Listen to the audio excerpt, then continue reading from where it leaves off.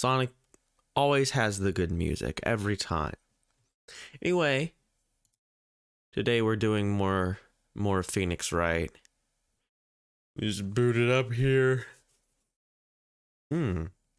Excuse me, I had a little burplet. There we go. Let me just turn the sound down just a little bit so it doesn't overpower me here in a bit. But last time we were just getting ready we're gonna start the trial. And so we're gonna do that. We're just gonna head right into it. Okay.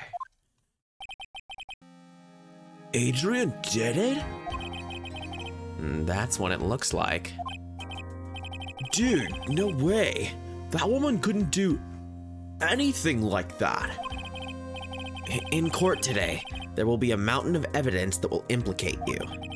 A mountain of evidence? I'm certain there is someone out there trying very hard to pin this whole thing on you. Please, Mr. Lawyer.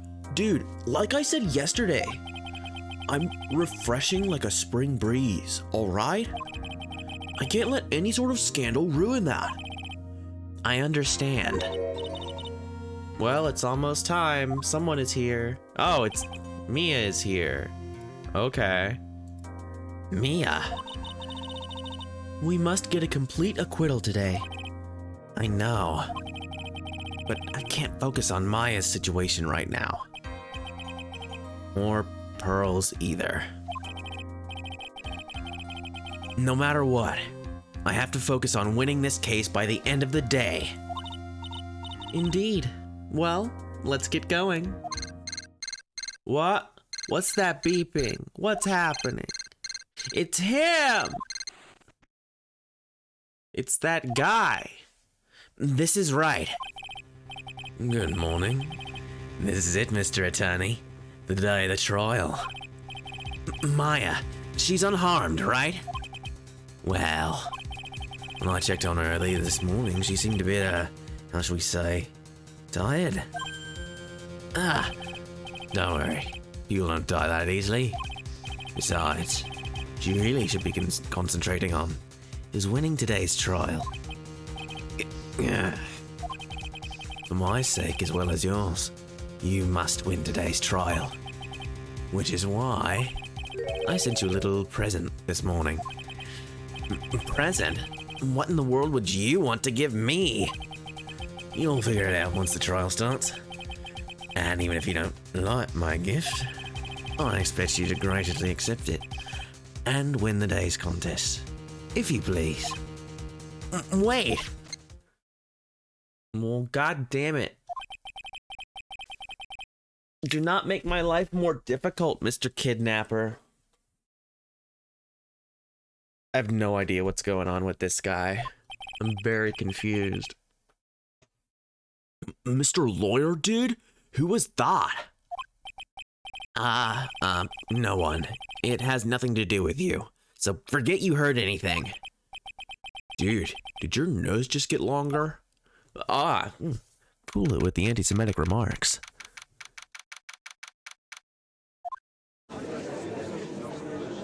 Very rude.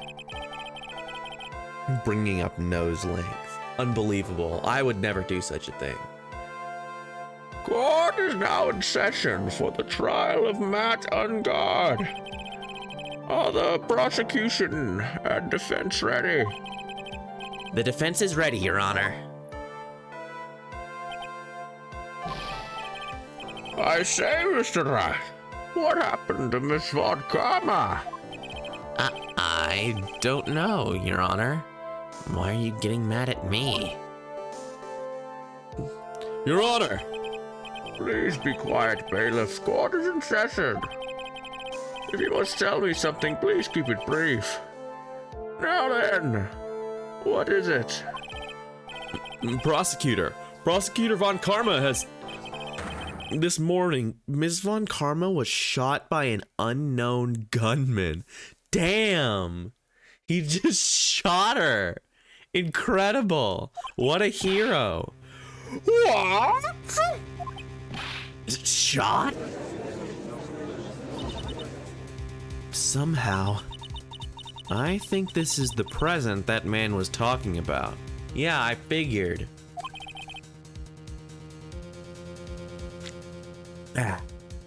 His present? Miss Von Karma is one of the top prosecutors in the country at the moment. If she were to disappear, it would be to your advantage. This is totally insane! Miss Von Karma, is she alright? I don't have that answer. She's alive and in stable condition. That's good. Yeah. I knew it. I thought he'd show up. Your Honor, due to the circumstances, Miss Franziska Von Karma cannot appear in court today. I, Miles Edgeworth, will be taking her place. The prosecution is ready, naturally. Miss Von Karma was shot in her right shoulder. Oh, I didn't press anything, he just did that.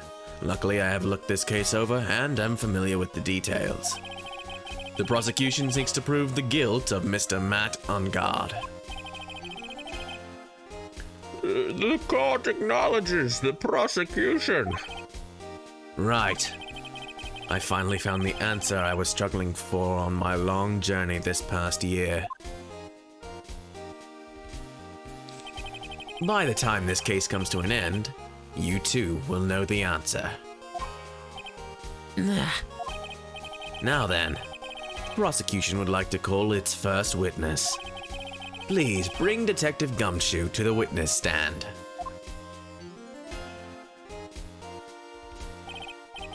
Witness, your name and occupation. My name's Dick Gumshoe, sir. I'm the detective down at the precinct, For now. For now? After this trial's over, I'm supposed to turn in my badge, sir. Detective Gumshoe? The prosecution has no need for a depressed witness. Lift your head up and face forward like a proud officer, Detective Dick Gumshoe. Yes, sir.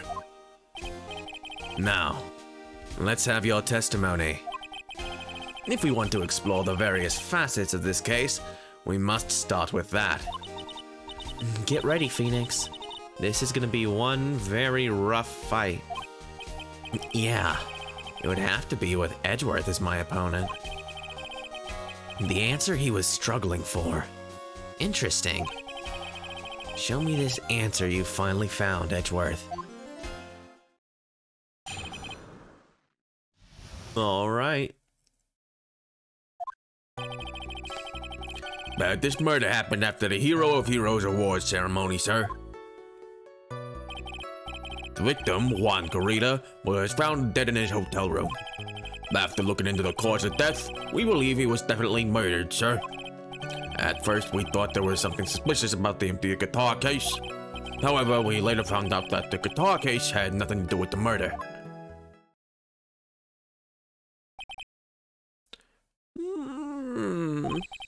After the awards ceremony ended, the victim was alone in his room. Yes, sir. Both the victim and defendant went alone to their rooms, sir. Ooh, I got a horrible kink in my neck. It's just... Owie, ow, ow. 1 second. Let's try and pop this out or something, because it is... Ooh, it's making looking at the screen hard. I don't like that at all. Ooh, pain, pain, pain, hurt pain. I see. Mr. Wright, you may begin your cross-examination.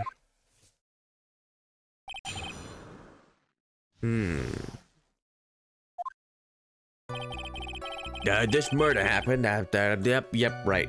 Already read it. Don't have to read it again. Would you please give us a brief timeline of what happened after the ceremony? Okay, pal. The ceremony started at 6 p.m. Then it ended around 8 p.m.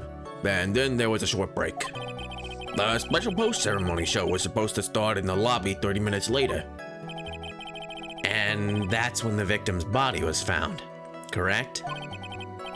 Which is to say, the murder occurred during that 30-minute break period. Please continue with your testimony, Detective. You, the people. The person who discovered the victim's body was Adrian Andrews, correct? 1 second. I have to water. Yeah. Who is this Adrian Andrews you're talking about? She's the defendant, Madeline Guard's manager. She's a really pretty lady, sir.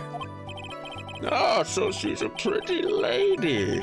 I wonder if she will grace us with her presence.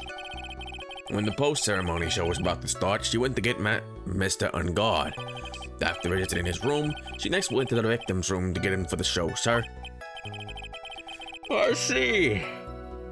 And that's when she found the victim's body. Hey, Tiara. After looking into the cause of death, we believe he was definitely murdered. It's okay. We're doing all right. The cause of death, wasn't that because Mr. Corita was stabbed in the chest? Only a careless amateur would believe something so brainless as that, pal. Take a good hard look at the crime photo. Now a real pro's attention would be drawn here, to this bandana. Banana. Ooh, banana.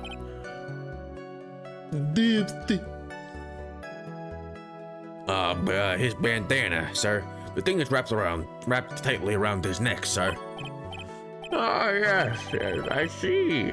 His banana-scented bandana. And then, what about the knife? It seems to have been stuck in the victim's chest on purpose after his death. We have a crafty murderer on our hands here. Okay, so I was right. It wasn't the knife. It was he was strangled. I thought, that's, extremely non-lethal. Look how deep it is. But, you know.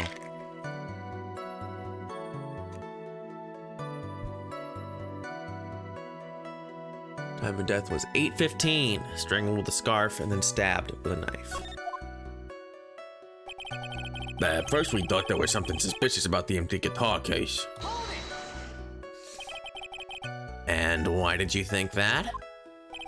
That because it was empty, pal. The German ninja didn't go anywhere without his bright red guitar. Then we couldn't find it anywhere at the scene of the crime. Oh, then how about this theory? The fan really wanted the guitar and did the crime to get it. How's that? We thought of that too, but the only fingerprints on the guitar case were the victims. Only the victims, huh? I see. So much for my theory then. Well, how you been doing, Tiara? Going good? We got the guitar case, empty. It's got his fingerprints. However, later found the guitar case had nothing to do with the murder. What convinced you it had nothing to do with the case? The guitar wasn't at the Gatewater Hotel that night. Well then, where was it? The bright red guitar was eventually found at the TJ studio. The victim, Juan Corita, had apparently only taken the case with him, sir. So you mean he forgot to put the guitar inside the case? Yes, sir. Even when he was on stage for the ceremony, he didn't have his guitar. So that guitar case was empty even before he got to the hotel. Yeah, that's right. So it really had nothing to do with the case after all. What's Lucy doing down here? I can hear her little feet pitter-pattering.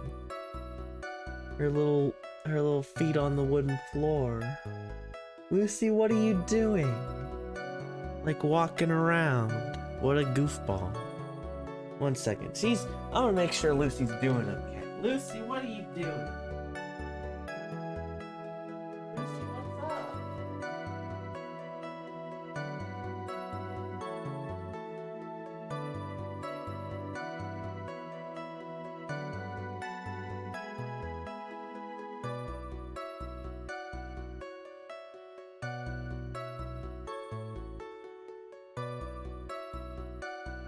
I guess she wanted to go outside, but I don't know why she came down here for that. I'll have to go check on her in a couple of minutes and make sure she gets back inside, but that was weird. My parents are upstairs. They don't normally let her outside, but she seemed really intent. She was like waltzing around outside my door, which is weird. Yeah, in a couple of minutes, I'll go and check on her and make sure she gets back in. I believe that is enough. First, the victim was choked to death with his bandana. Then, after the victim was dead, the killer deliberately stabbed him with a knife. Which brings me to my next point. Why, then, did the police arrest Matt Ungard? Because there was reason enough to suspect him. Ah, here it comes. Looks like Edgeworth's back in full swing. Very well, Detective Gumshoe. Please testify about this matter. Yes, sir. Why arrest Ungard? Matt Ungard and Juan Garita were huge rivals with each other. They each thought the other guy was in his way. That's motive enough in my book. As for evidence, there's the Jammin' Ninja's button. It was ripped off the ninja costume and was found in Mr. Ungard's hakama. The defendant's fingerprints were also all over the knife. The defendant bought the knife for the crime, which makes this a premeditated murder. He bought it? It's just a gold knife that... I don't know. So the defendant's fingerprints were found on the knife used in the stabbing. It was sort of sticky on the handle, so the fingerprints came out pretty clear, sir. I don't think he bought that knife. Yeah, it's a Gatewater Hotel knife. It's like the utensils in the thing. It's not premeditated. You're insane. Bandage's button. That was found on the defendant's clothes, was it? And this button is also covered in blood. Yes, we know that the blood on it is the victim's blood, sir. What? Jammin' Ninja's button. All of this points very clearly to the defendant, doesn't it? Yes, it most certainly does, Your Honor. Ready to give in yet, right? I'll find the hole in your arguments somehow. You can press as hard as you like. Just hurry up with your usual pointless questions. Matt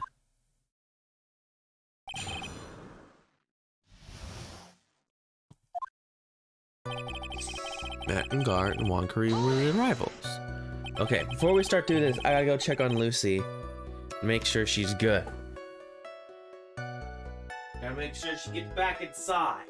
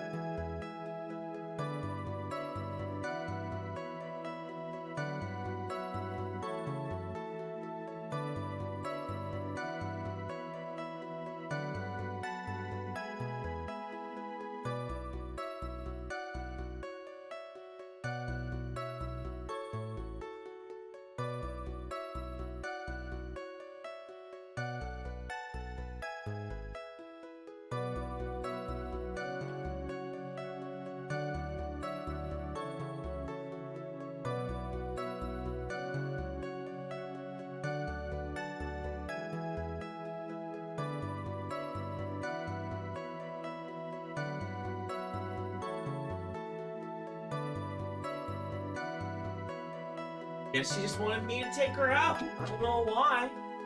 It was really weird. Very strange little doggy. But I guess she's doing her thing. I don't know why she came down to get me. But there we are. All right. But in terms of popularity, Mr. Ungard won, did he not? Yeah. But you know what's ironic, pal? Juan Corrida was always one step behind Mr. Ungard and everything. This year, it seemed like he'd finally caught up, ready for the big final showdown. But Mr. Corrida lost the Grand Prix in the end. That is too bad. He must have been pretty downhearted after losing.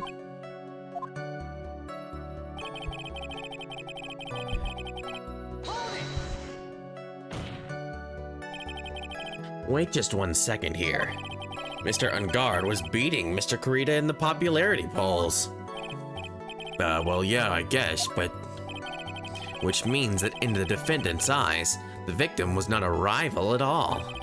Which means he had no motive to kill at all. Yeah, I'd appreciate if you didn't editorialize, bud. Yes, I quite agree. Well, detective. It's not, well...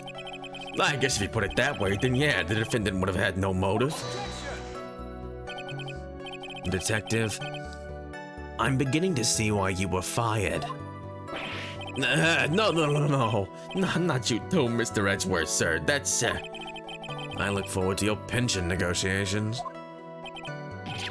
No! No! Now, detective. Let's continue with the testimony. No, not my poor pension, too. Fucking rude. Detective, if you value your money, I suggest you proceed. Yes, sir. We can talk about my pension later, sir. What about what I was saying? Hello? Anyone? It's Jammin' Ninja's button. Do you have any proof the button belonged to the victim? What do you mean, pal? Let me put it this way. I'm asking you if you have any evidence to back up your claim that this button was ripped off the Jammin' Ninja's costume. But can't you just tell by looking at it? And the victim's blood is on it. Anyone could have smeared that blood on there afterward. But Mr. Edgeworth, help me, sir. All right. I knew it had to be this piece of evidence. Now to reel this one in. Thread. Huh? The button was attached to the costume by thread, obviously. And that thread snapped when the button was torn off. If you match up the end of the thread on the costume with the thread on the button, it's a perfect match. Yeah, that's it. They're a perfect match, pal. That's Edgeworth for you. Never misses a beat. Ooh, my neck is still hurting. Do not like. Ripped off the ninja costume. It was on his hakama. Hakama. It was on his Hakuna Matata. When was this button found? Pretty soon after the body was found. We rounded up everyone who knew Mr. Corrida. And then when we did a search on them all, that's when we found the button. So it was almost immediately after the murder. The police didn't have the free time to lollygag and play tricks, unlike some people. Hey, what is he trying to say about me here? The defendant's fingerprints were also all over the knife.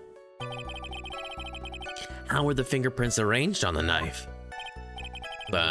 What do you mean, pal? These are actually really great questions that he's asking. And the useless questions, there is some validity to the useless questions with the pressing, because most of the time it's just harassing people for more dialogue. But like the arrangement of the fingerprints and stuff like that, like that's important. These are important things to know. I'm very proud of Phoenix for upgrading to real questions. Yeah, he had his Terra hammer pants.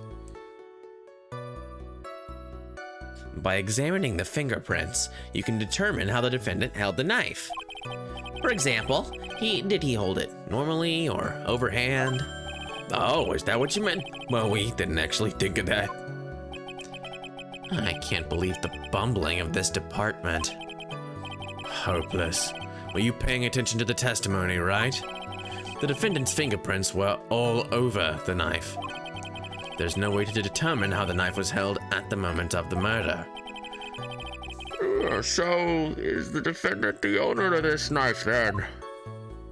Well, if they're all over it in nonsense, like that's a point against you, because the knife wasn't held in any particular way. It was just, they're just all over. So someone could have put the fingerprints on there. You can do that. You can just put the fingerprints on there with like wax and stuff. People do that. No. But no. The defendant bought the knife for the crime. Yeah, sure. There is no way this is a premeditated murder, even if he bought the knife.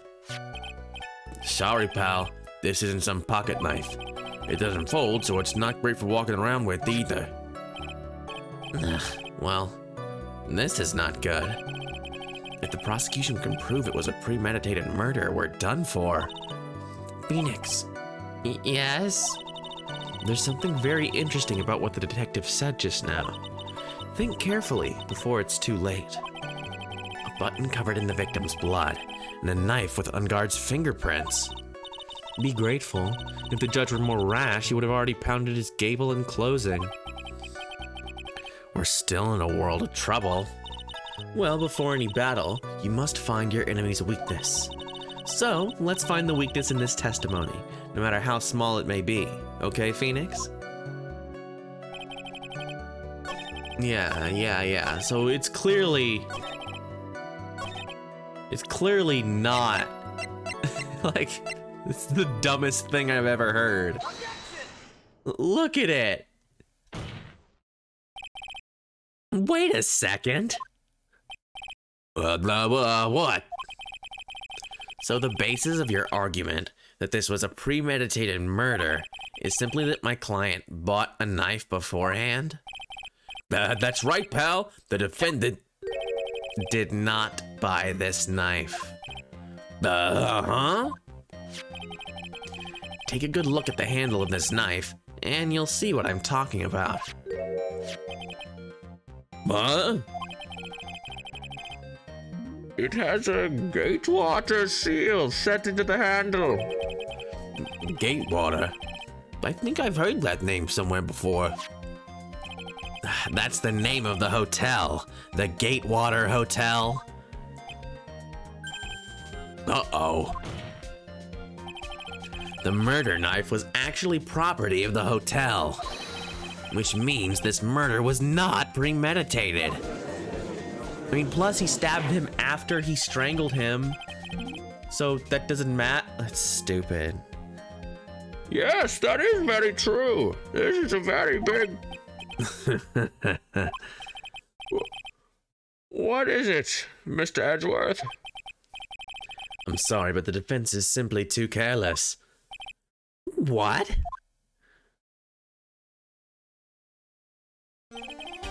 I think whether the crime was premeditated or not has already been determined. How so? I admit this knife is hotel property. There's no one currently on the police force that is dumb enough not to realize this.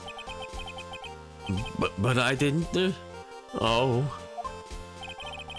And the question is, where did this knife come from? Why, that's obvious. It came from the victim, Mr. Kurita's room. Sorry, Your Honor, but that is incorrect. The victim ate a last meal before he was murdered. With that being the case, I would like to draw the court's attention to what is on top of the table. There's a knife. There's a knife and a fork on the table. Then, where in the world did this knife come from? If it pleases the court, I would like for us to recall the room of the defendant, Mr. Matt Ungard. Especially what was on top of his table. There is something missing.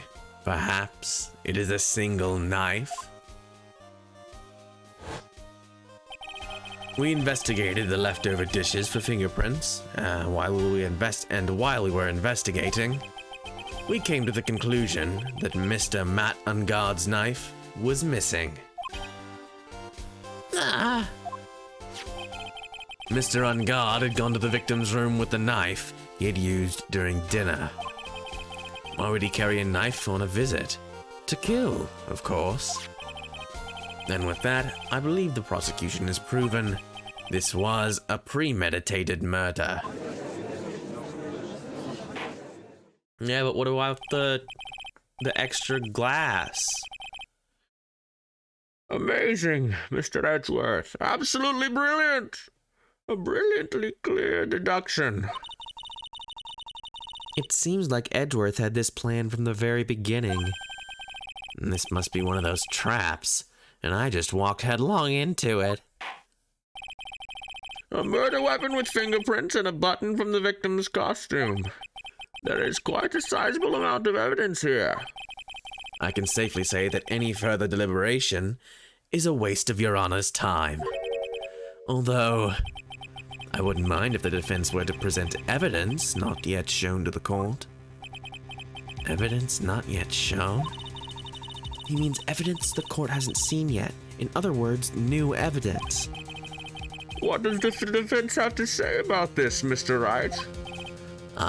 Well, Phoenix, the judge is favoring the prosecution right now. If we answer with something wrong here, that gavel of his will be ringing out the sound of our defeat. Mr. Wright, do you have something important and necessary to present this court? Yeah, of course I do. The extra wine glass. There was the evidence that someone else was there. There's one piece of evidence that catches my attention. Something that this court has yet to see.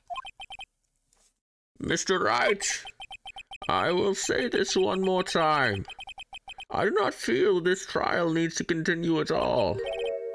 However, I am giving you one chance, and only one. What the judge is saying, right, is don't try pulling one of your usual bluffs here. If I mess this up, it's curtains for all of us. Yeah, the whole life bar. You may now present one, and only one, piece of evidence. Now then, what is this important evidence that you must show the court? It's the wine glass. Is the extra wine glass. Oh, I probably should have saved, right? Oh well, I forgot. But yeah, he had the extra wine glass. That's the thing. That's how we were like, oh yeah, there was someone else in here. Article, camera.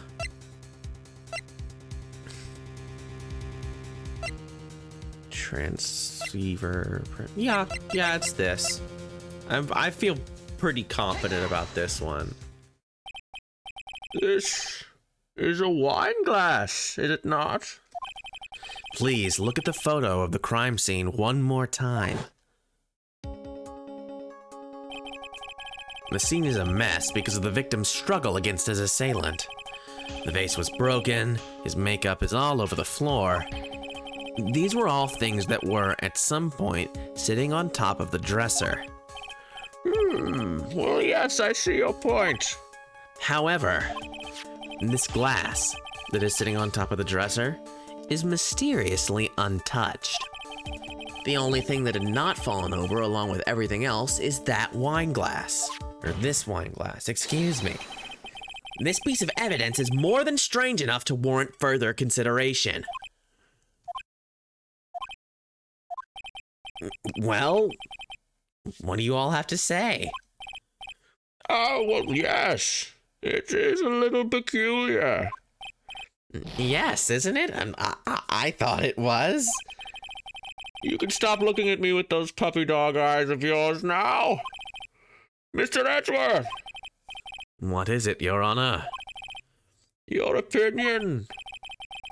You don't need my opinion, because there is no special meaning to that glass. What? It's safe to say that the glass was set there after the crime took place. By the person who discovered the body, Adrian Andrews, for example. She could have easily been so shocked that she set the glass down without thinking. That does sound very plausible, Mr. Wright. No, it does not. Could Miss Andrews really have set that glass down without thinking? No! That's stupid! That's the dumbest thing I've ever heard. If I appear weak here, the trial is over. I can look for my proof later. For now, I should trust my instinct and point with certainty. They just might fall for it, if you're thought-provoking enough. The defense would like to challenge the prosecution's theory. We would like to see something that proves it was Miss Andrews who set the cup on the table. You've turned the situation on its head yet again, as usual. Mr. Edgeworth, do you have any proof to back up your claim? There's no way he has any. He's just bluffing. Unlike Mr. Wright, I never say anything unless I have the evidence to support it. What? You're not thinking hard enough today, right? Did you think this wine glass escaped my notice? Then, of course, it has been thoroughly inspected for fingerprints. Fingerprints? There are only one set of fingerprints left on this wine glass. Only one? Well, whose were they? They were not the victims nor the defendants. Rather, they were of one Adrian Andrews. What? Bum bum. And that is exactly why I said that the person who had discovered the body had left it there. Are we done here, Mr. Wright? Yeah, wouldn't that make her incredibly suspicious? I can't believe I fell into another trap. Miss Andrews was probably holding the glass when she went to see Mr. Corrida. But upon seeing his dead body, she was stunned and set the glass down on the dresser. What you just said makes a lot of sense. Now do you see, right? You can't change any part of my scenario as it explains everything all too well.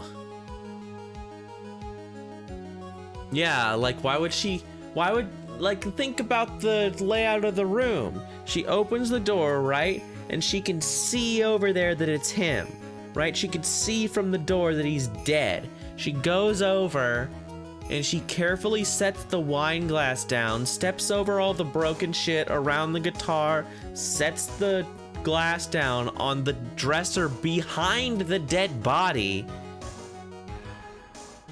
and then leaves. Like that, it's a nonsensical idea. I've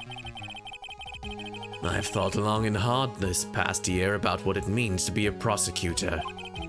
And from here on out, I will show you the answer I have come to discover. Wait a second, Mr. Edgeworth! I think the prosecution has provided enough evidence for me to enter my verdict. Unfortunately, I cannot allow you to pass judgment yet. The prosecution has yet another witness we would like the court to hear from. Another witness? Yes. Bailiff, please bring in the next witness. What in the world is Mr. Edgeworth thinking? So clearly his answer is to actually address all the parts of the case. Since there are, you know, other parts besides the parts that can just get you to win. Which I guess is fine. Even though it's insane. And I should be the one bringing these things up. And I should be able to call witnesses, but I guess I can't. Because I have to rely on the prosecution's good graces. Now then, witness, please state your name and occupation. Witness, your name and occupation.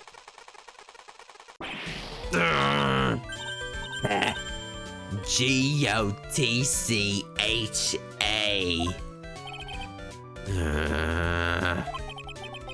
I wonder what happened to that calm composure he had earlier. Oh, Edgy boy, it's been what, a year since we last met, hasn't it? You should be more happy to see me. I saw the report with her testimony, but who knew under that helmet? It was the Wicked Witch of the witness stand. I tell you, this time I know what I'm supposed to do. So today I'm gonna tell you anything and everything. Even things that don't have to do with that terrible crime. Miss Witness, that terrible crime is all this court needs to know. Shush! I'm talking to my dear Edgy Wedgie right now. Don't interrupt us, Gramps. Yes, madam. No, by all please, interrupt her, please. Anyway, witness, your testimony, please. It's true what they say, that youth are hot-headed nowadays. Not that I mind at all, Edgy. Now then, what should I start with? The witness was on security detail at the hotel the night of the murder. Is this correct, Miss Oldbag? It was a great job being able to see my dear Juan. I heard it was almost too much for my little heart to handle. You mean you are a fan of the victim? Look, everyone is crazy over that ungod, saying he's cute in a fresh way or something. But not me. I wouldn't say anything so silly. After all, I have no interest in a little child like him. I'm only interested in a real man, Juan Carita. But those two were the same age? Anyway, as I was saying, I was pacing in front of his room last night. Very well. Shoot, wrong voice. Very well. Please, tell the court what you witnessed the night of the murder. Leave it to me, Edgy Poo. What did you see, lady? Anyway, after the ceremony, I went to pace around in the hallway in front of his room. There was something I was interested in finding out, you know. Well, since I was on the job, I made sure to keep an eye out the whole time. That's when someone showed up. It was a man coming out of poor Juan's room. It was on guard. Matt on guard. He was trying to sneak his way out of Juan's room. Okay. Oh, neck is hurting. I don't know what the deal is. It's just kinked up. Ooh. Wow, there we go. Stretch out a little bit. So Matt and God came out from the victim's room. See, it has to be him. He's the murderer. I see. Well, Mr. Wright, you may begin your cross-examination. All right.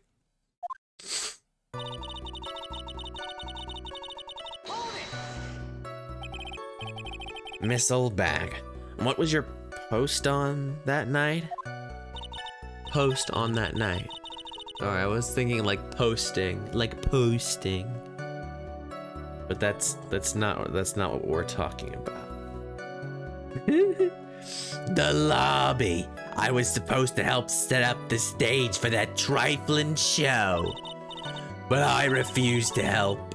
I'll have you know, it was for that lead-headed samurai show. I even took out a few of the nails. Maybe it was a good thing the show didn't go on. Besides, that manager with the glasses seemed to be working hard at it without me. So I thought I'd take a break and spread my wings a little. And that's when you went to hang around the victim's door?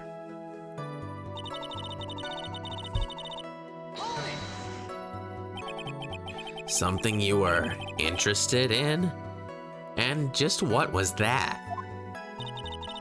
It's not some little thing I could just go around telling everyone, you know. It's top secret between me and Juan. And Edgy Poo, of course. Mr. Edgeworth, what is this thing she was interested in? I have no idea. I despise gossip, Your Honor. Gossip? But should it prove relevant, we can always have it appended to a testimony later. Looks like we shouldn't force it right now. Oh. And did the witness stay in the vicinity of the victim's door the entire time? On the job, made sure to keep a good eye out the whole time. Oh, then would you tell us the number of people who went in and out of Mr. Kurita's room? I have no idea. I wasn't born so I could count things for those who didn't pay attention in class. That's why ever since I turned 20, I quit keeping track of how old I really am. Yes, well, that would explain why your age was not included in the report. In any case, the witness then saw someone, correct? Well, no, she didn't. She didn't see anyone. She didn't see a single person. She couldn't tell us anything about anything that happened. This witness is a joke. A walking... Oops, hit my microphone. A walking joke. Who in the world was that? I'm not allowed to say. This sort of information has to be carefully guarded from the masses, Sonny. The man that came out of Juan's room, he was... Yes, he was? Oh, I'm too scared. I can't say his name out loud. Oh, one I wouldn't give to have Francisca's whip right about now. Well, I guess I can tell you since he was such a bad boy anyway.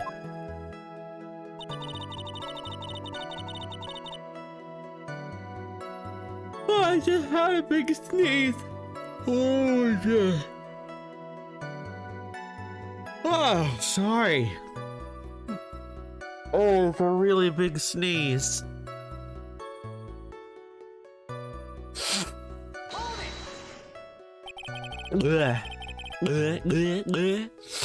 Alright, we're good. Oh, that like hurt my brain. You saw my client? Are you sure about that? Yes, see? Really? Annoying brat.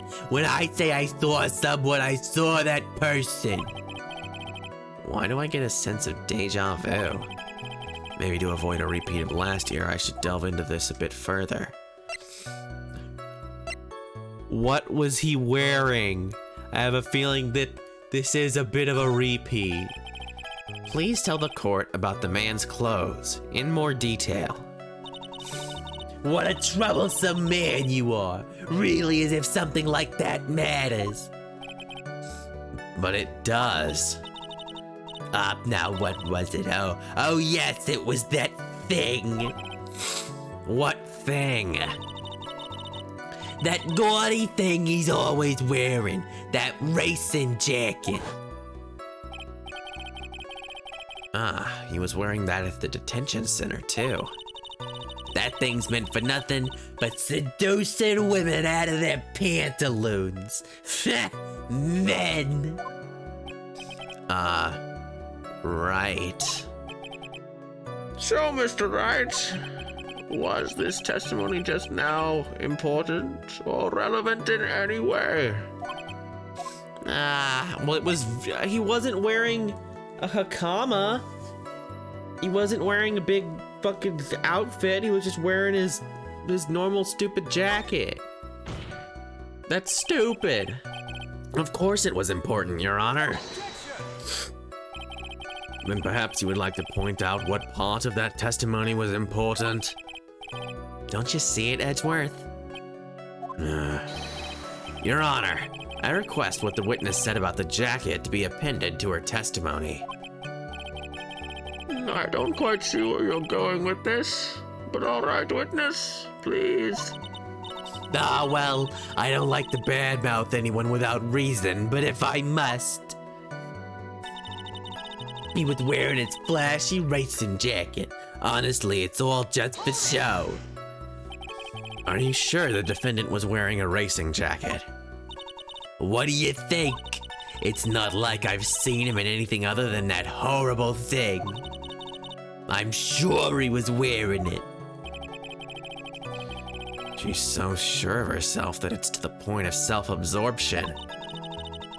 She may not remember things or be mistaken here and there, but I don't think she's lying. And that's bad for us. Really bad. But that's how the human mind is. It's also that has the tendency to jump off topic. She's strayed onto a few interesting side topics this time too, hasn't she? But that's what makes her a sweet old lady, right? And that's because you're not the one who has to question her. Anyway, blah blah blah. So, where's that button? Found in his hakama. What's a hakama? Just to be, because I think this, let's see. Hakama. What's a hakama? Let's look at it. It's like this. One second, let me find it. It's like a whole outfit. It's one of those like ninja things. Let me get this stupid. Oh my god, this is a terrible image. I'm not using that one. That's stupid. This is the first thing that comes up, this old lady. Oh no, stupid. Give me the picture. I just want to show you. Since it's a whole thing together. Hakama, this is a hakama, apparently. Hakama. This is what it's this. It's a whole big thing together. Like it's the jacket and the skirt and, well, skirt. Yeah, let's get that out of here. And if he was wearing his red racing jacket, that means he wasn't wearing the whole business. So it couldn't have been found. It doesn't make any sense. You're lying. Miss Oldbag. 1 second, sorry. I have to get this. I had the big Hakama thing still covering the screen. What? Don't say my name for no reason. Keep my name out your mouth. You know what this is. It's button number 2 on the Jammin' Ninjas costume. Now I know she's an obsessed fan. She identified it in a single glance. Give it here, give it here. If you don't give it to me, I'll punish you with this. Wow. She really is a diehard fan to want a button covered in blood. This button was discovered on Mr. Ungard's body during a full body search. See? This button proves beyond a shadow of a doubt it was that rascal Ungard. It was caught up in the pleats of his nickel samurai Hakama pants. See? And Ungard is the nickel samurai. Witness. Now, it may just be me, and I do have an active imagination, but just now, didn't you say that the defendant, Matt Ungard, was wearing his usual racing jacket?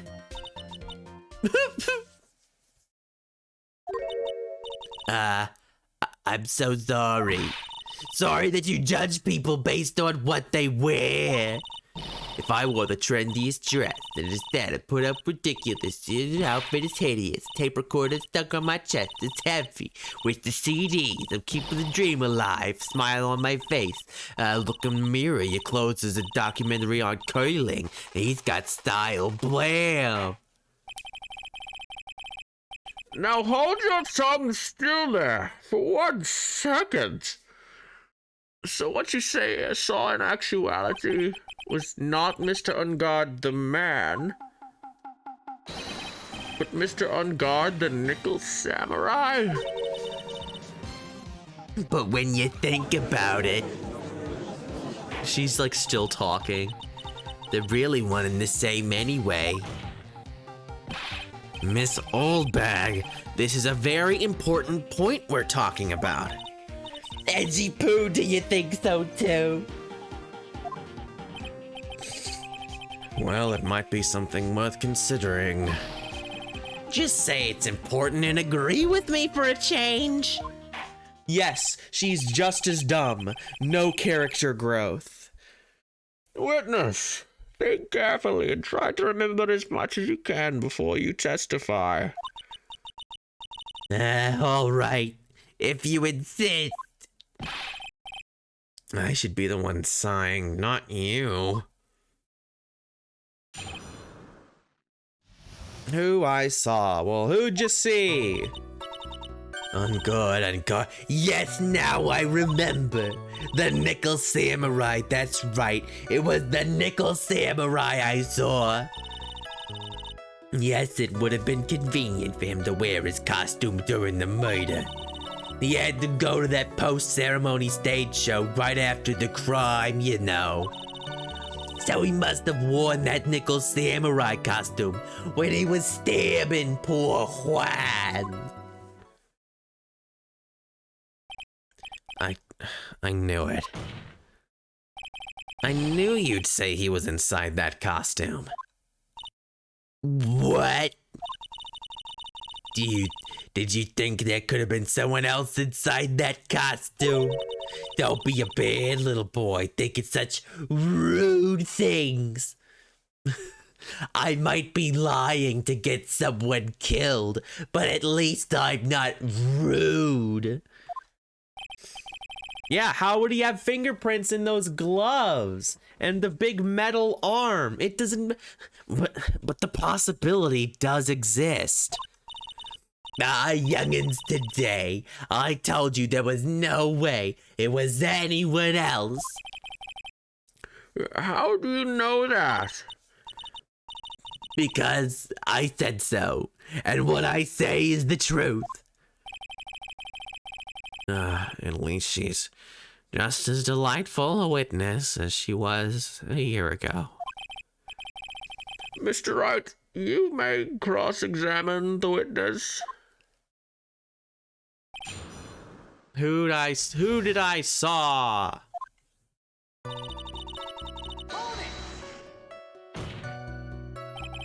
Would you please get on with your testimony? Watch your language, young man. What sort of tone is that to take with an elder? My youthfulness isn't what it used to be, so you should forgive me for everything. If you keep on barking at me like that, I'll start singing at the top of my lungs. What? A striking figure by the sea, standing all alone is he. He's the Nickel Samurai. She's actually singing. Someone help my poor ears. Mr. Edgeworth, can you please do something about this racket? Witness, I'll give you a piece of gum later if you'll be good and stick to the facts. Okay. You promised, right? Greatest soldier in the world, big boss. Yeah. Oh, Josh, you shouldn't have seen me. You just shouldn't have seen me. Right, I'll be sending the bill for the chewing gum to your office at a later date. I'm gonna save my voice, man. I'm doing the best I can here.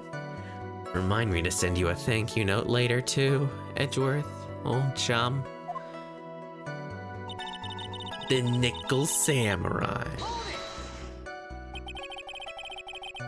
Be a little more careful with your testimony, please. Not too long ago, you said he was wearing his racing jacket, and now he's not. Not too long ago. Then let me ask you this. When you were itty bitty, what was your grand dream? Huh? What'd you want to be when you grew up, whippersnapper? My dream, huh? Well, I wanted to be Judge Wagner, hero of the public's court. So what? See? And look where you are now. You're not Judge Wagner, are you? Are you? Well, what I said earlier. Who puts any weight into things like that? The now is everything. I can't be held responsible for the past. I'm gonna kill this woman. Since when did court become theatrics over testimonies?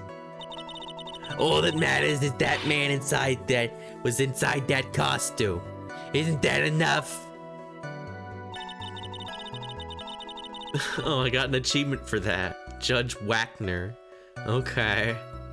I assume that's some kind of reference to something, but okay.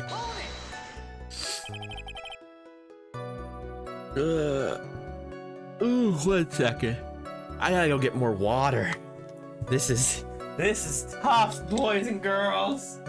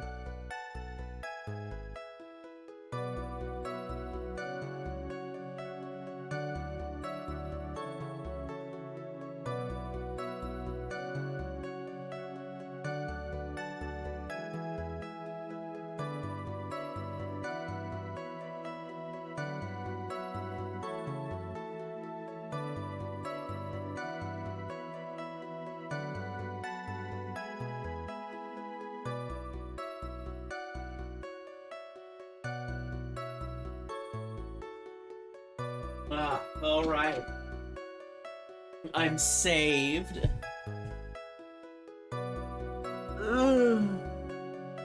Wapner, okay. My neck. Why's my neck hurt? Why is it doing this to me? I'm a good boy. I've always done my best. I must have slept on it weird. That must be the problem. Owie, owie, ow. And why would that be? That way no one can see his face, of course. But there's still no advantage for him that I can see. In fact, you would think the costume would make him stand out all the more. You are such an annoying child, you know that? You disagree with everything I say. Isn't that what you're always doing to me? I got it. Maybe it was more troublesome for him to change in and out of his costume. You had to go to the stage show.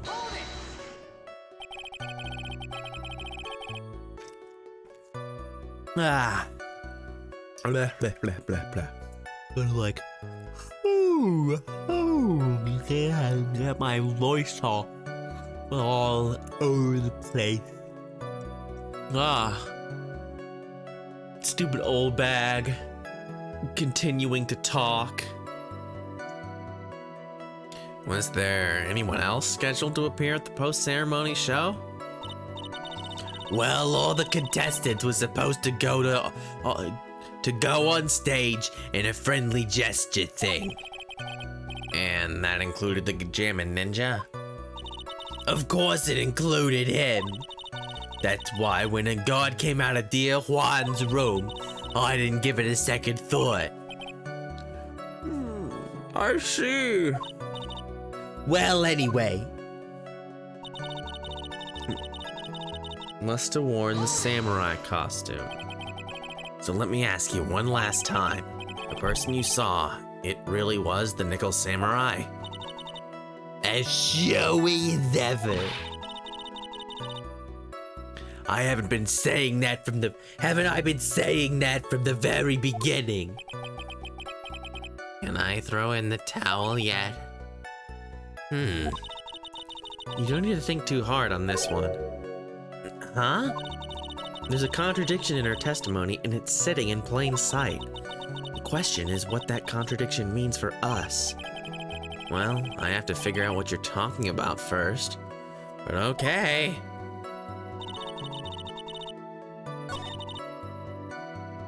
The Nickel Samurai. It would have been convenient for him to wear his costume during the murder. He had to go to that post-stage show. So he must have worn the samurai costume when he was stabbing Juan. Maybe that is that. Maybe we were talking about the fingerprints earlier. How would he have had the fingerprints? He has a glove on one hand and a big metal thing on the other. I'm gonna save real fast just to make sure, because I'm not as confident on this one. But it definitely makes more sense. Like this isn't like it was an actual conclusion we came to. The victim's blood and on guard's fingerprints. Okay, let's look at the Nickel Samurai costume. Okay, so let's see it. Oh, shoot, a monkey. Why is it always save as some stupid like web file? Save image. It's yeah, give me the PNG, you dummies. Okay, so he's got 1 second, got too many invisible images. Yeah, so he's got a glove and he's got a big metal thing. So yeah, so it wouldn't have had fingerprints. Let's just get that out of here. So yeah, totally. 1 second, now I have to get off of my screen. There we go. So yeah, it totally is the fingerprints. Yeah, the music even stopped.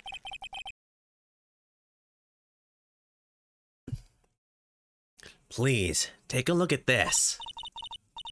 Yeah, so it's a knife. Big deal. If you try to scare me with that, I'll have you know it won't work. No, that's not my intention at all. That's the knife that was used in the murder, correct? Your Honor, do you know why this piece of evidence is important to this case? You don't even have to ask. It's because the defendant's fingerprints are on it. Is that what you're driving at? That is exactly what I am driving at. What are we driving at? And whose car are we driving? If Mr. Ungard was really in the Nickel Samurai costume at the time of the murder, then it's impossible for his fingerprints to have been left on this knife. Actually, he would have wiped all previous fingerprints on this knife right off. Oh, that's right. The Nickel Samurai wears gloves, doesn't he? Hooray! Okay, this is good. This is an actual conclusion you could draw based on real facts of how things are. He probably took his gloves off before he began the stabbing. And why would he do something like that? To leave his prints on the murder weapon? There's no way he would do something like that. However, there is one possibility. Well, then let's hear your possibility. It's very simple. The defendant went to the victim's room while in costume as the Nickel Samurai. At that time, the defendant held no intent to murder. He was probably just going to relax and talk to the victim about the stage show. Which is why he took his gloves off. But the murder still did take place. It's well known there was bad blood between the defendant and the victim. Yes, I have heard that before. Well, Mr. Wright, what do you have to say about Mr. Edgeworth's theory? So let me get this straight. Edgeworth's theory goes like this. When the defendant went to the victim's room, he had no intention of killing him. Now, up to this point, are there any problems with this theory? Well, there is a contradiction because we had this whole premeditated thing, right? So why would he bring the knife? Yeah, there is a contradiction. That's what we're saying, is that Edgeworth now has to backtrack on his premeditated thing in order to say that he would put his fingly fingers on the knife. Yeah, this is good so far. This is the most normal a case has been, I think. It's fine, it happens. This theory contradicts something in an earlier testimony. What are you babbling about? Now, for argument's sake, hypothetically, if I was an itty bitty baby. I'm not gonna continue that. Now, for argument's sake, let's suppose Mr. Ungard was the killer. If that's the case. Oh yeah, I totally edited that into being normal for argument's sake. I think it's impossible for the killer to have gone with victim's room without intent. Because they brought the knife. Right. This knife. This was used by Mr. Ungard at dinner. Yes, we did establish that. Which means that if my client was, in fact, the killer, then he brought this knife with him when he went to visit Mr. Kurita. I suppose. Yeah, but that's one of those things, it's like, couldn't care less, or like, espresso. It's like one of those things that's just annoying. It's like, why? No, you don't know. Why would think about what you're saying? Just think about it. It's the editor's fault, really, because stuff like that always happens in writing, right? It's the editor who didn't catch it that is at fault here. However, you just said it yourself. At that time, the defendant held no intent to murder. Chew. Ventura County. I have friends from California, and they talk about Ventura. It's like, oh yeah, Ventura. Like, no, it's Ventura. Like, okay, whatever. Anyway, Ventura County is like, I don't know. It is weird, but I guess it never really bothered me. It's something you have to look out for in singing, though. If you're singing, you need to make sure you don't ch. You have to do t, oo, tu, not chew, because then it sounds wrong when you sing. At least classically, in pop music and stuff, it's the rules are different. Obviously, I'm not saying every singer always does that. But it's one of those things like never singing like the word or the letter R, trying not to sing the R noise.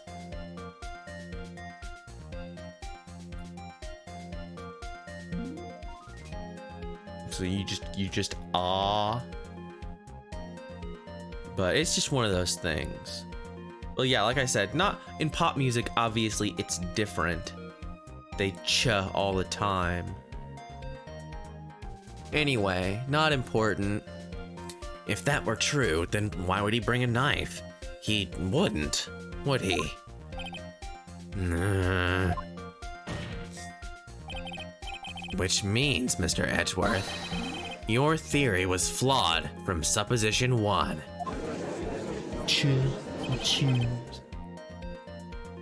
And one more thing. If the murderer was wearing the costume at the time of the murder, then there should be glove marks left on the knife. Which means the defendant's fingerprints shouldn't be all over it like bees on a hive. And that brings me to my final point. This knife was planted by the real killer to hide their identity and mislead us.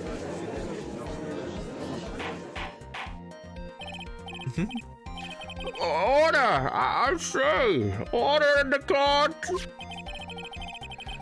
Was this knife really planted by the killer? Why would the murderer do such a thing? To frame Matt. Obviously. It's to frame my client, Mr. Ungard, of course. To frame? Aren't you forcing the interpretation just a little too hard on this one? But we just established that the witness saw the Nickel Samurai in costume. And if that were true, then there shouldn't be a single fingerprint on this knife. Witness! Looks like I've made your life a tiny bit more difficult, huh, Edgy Poo?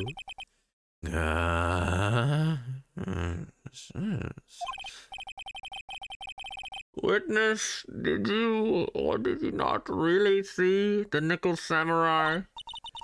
Well, I guess at first I might have forgotten, but... Are you saying you mixed up Mr. Ungard with the Nickel Samurai? His character on TV? But I mean, I can't really do anything about that now. Look, I was waiting around in front of the doors because, well, I wasn't waiting around for the Nickel Samurai, that's for sure. She wasn't waiting for the Nickel Samurai. All right then. Who were you waiting around for then? That's top secret. Secret to anyone outside security.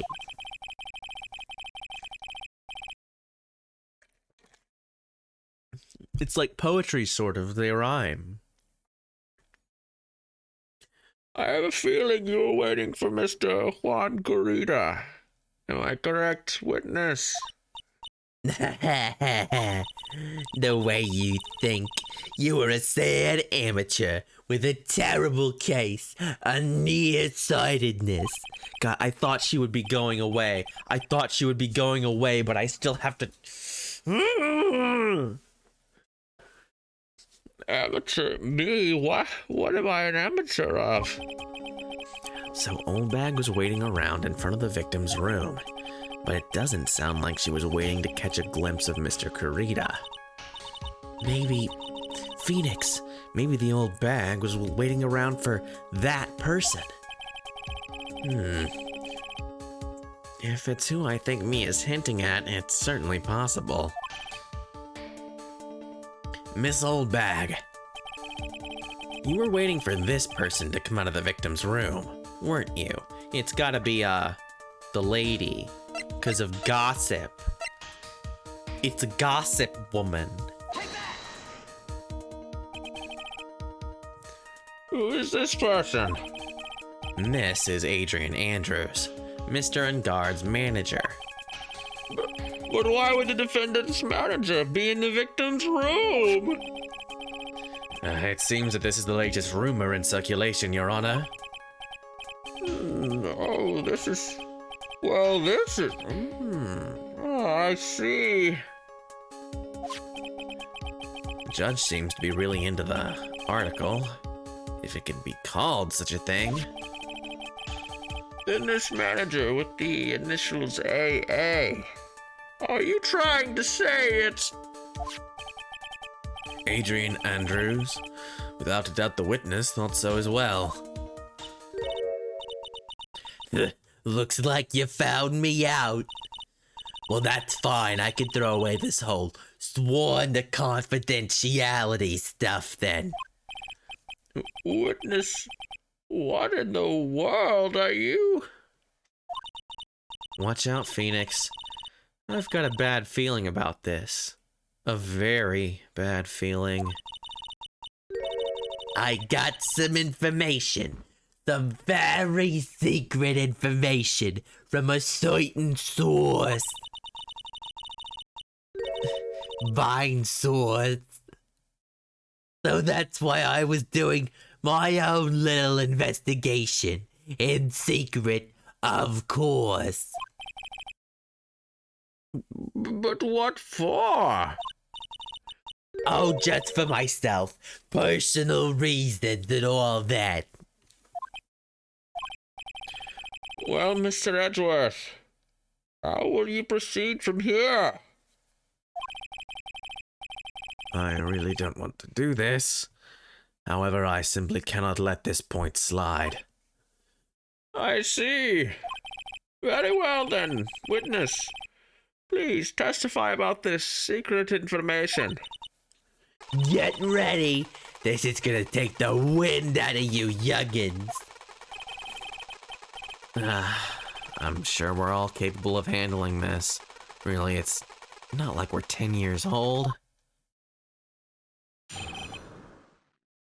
Secret information. Oh boy! More Old Bag talking! What a fun voice! That Ungard is one evil, evil man.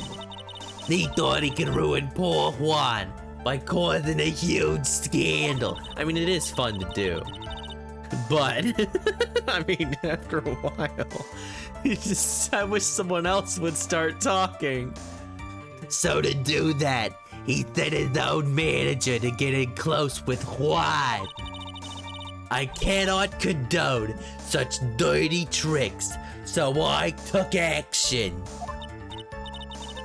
Oh, and this is top secret, you got that? Nobody else but you and me know yet, okay? Okay, but what did you do? I don't understand. The defendant said, what a terrible topic. This sucks. Gossip sucks. I love it. I've never heard that one before. What about this Adrian? I never looked into this matter. found the truth of the article is baseless gossip. It's a bunch of bullshit. But if it's true, then the defendant did bear ill will towards the victim. We'd have to smash the rumor once and for all. Mr. Wright, you may cross-examine the witness. Great. She loves it. She's fucking annoying. I'm just going through these. My voice is tired. I need more.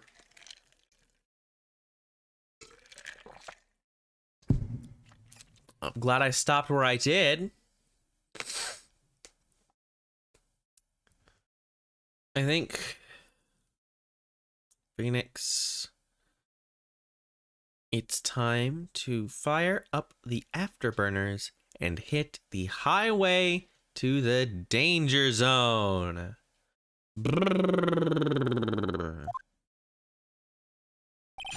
Well, I gotta press everything first. I'm not really sure if there's anything I can present on exactly now, but as she starts to explain things, it might become more clear. He's one evil man, huh? You can't say something like that without proof. That's just slander. But it's true. That woman was getting intimate with poor Juan. Look, it says so right here, doesn't it? Manager to the stores, Mr. A.A. But the name of the magazine this came from is Gossip Land. What? Are you saying that gossip is just all a pack of lies? What do you know? I suppose next you'll swear to me that news is 100% truth.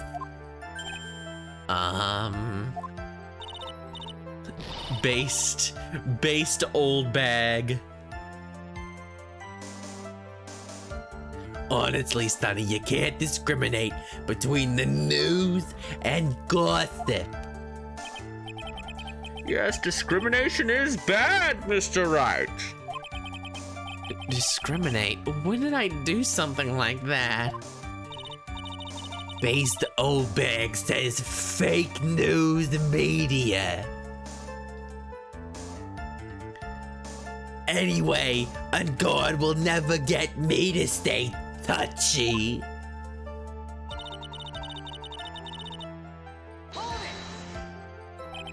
A scandal? What do you mean by that? You're a dim-witted one, aren't you? I can't believe you don't know what a scandal is.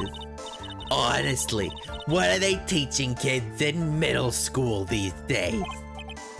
No, I wasn't asking what the word scandal means. Even I know that much. Well, that ungod thought he could own a monopoly on popularity. So to do that, he sent the manager. Yeah, exactly. You don't have any proof that Mr. Ungard did any such thing. You must be suffering from shock. The shock of hearing the truth. And now, since you're in so much shock, you can't do anything right. Well, you're right. I can't do anything. But boy, do I wish I could do something about you. All right then, Sonny, show me what you got. Can you show me proof that Ungard didn't bear any ill will towards Juan? Well, can I? Let's see. So, we have the Nickel Samurai. Okay, yeah, the Nickel Samurai. With his gloves and everything. The press conference ticket, the camera, the clipping, hotel guide map. The guitar case. It has fingerprints on it. There's the wine glass with Andrew's fingerprints on it. Crime photo of the murder scene. Suicide report found by Juan Carita.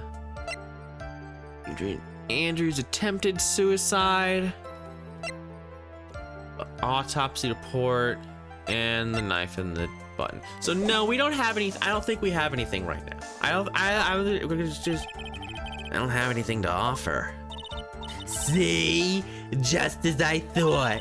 And you were lecturing me about saying things without proof. You've just given me a free pass to say whatever I want, whenever I want, silly boy.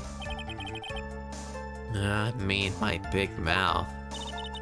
That's the way the cookie crumbles. For you, anyway. Yeah, sure, whatever.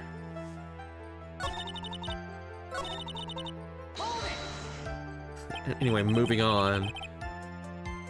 So, what do you mean by I took action? Like I already told you, I was lying in wait, close to the crime scene. Once that slimy woman came out of Juan's room, I was gonna capture her and teach her a good lesson. Something you youngins need. You were going to teach her a good lesson? You conspiracy heat the damaging beams of my ray gun. Like this.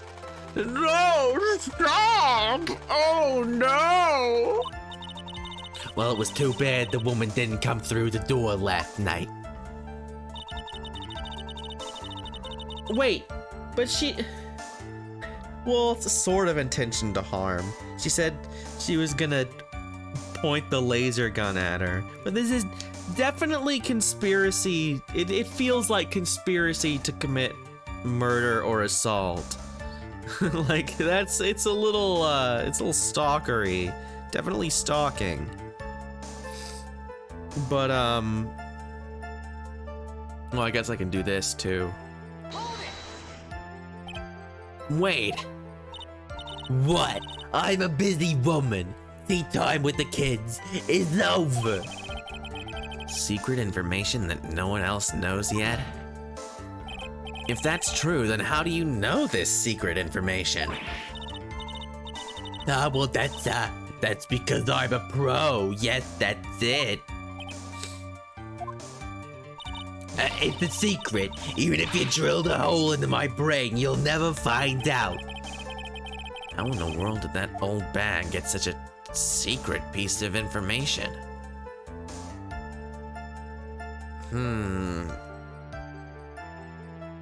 Let's see, what kind of evidence do we have? the badge, the Magatama, Nickel Samurai, conference ticket, transceiver. Oh, she didn't. She didn't. That old woman stolen the night of the murder. Ooh.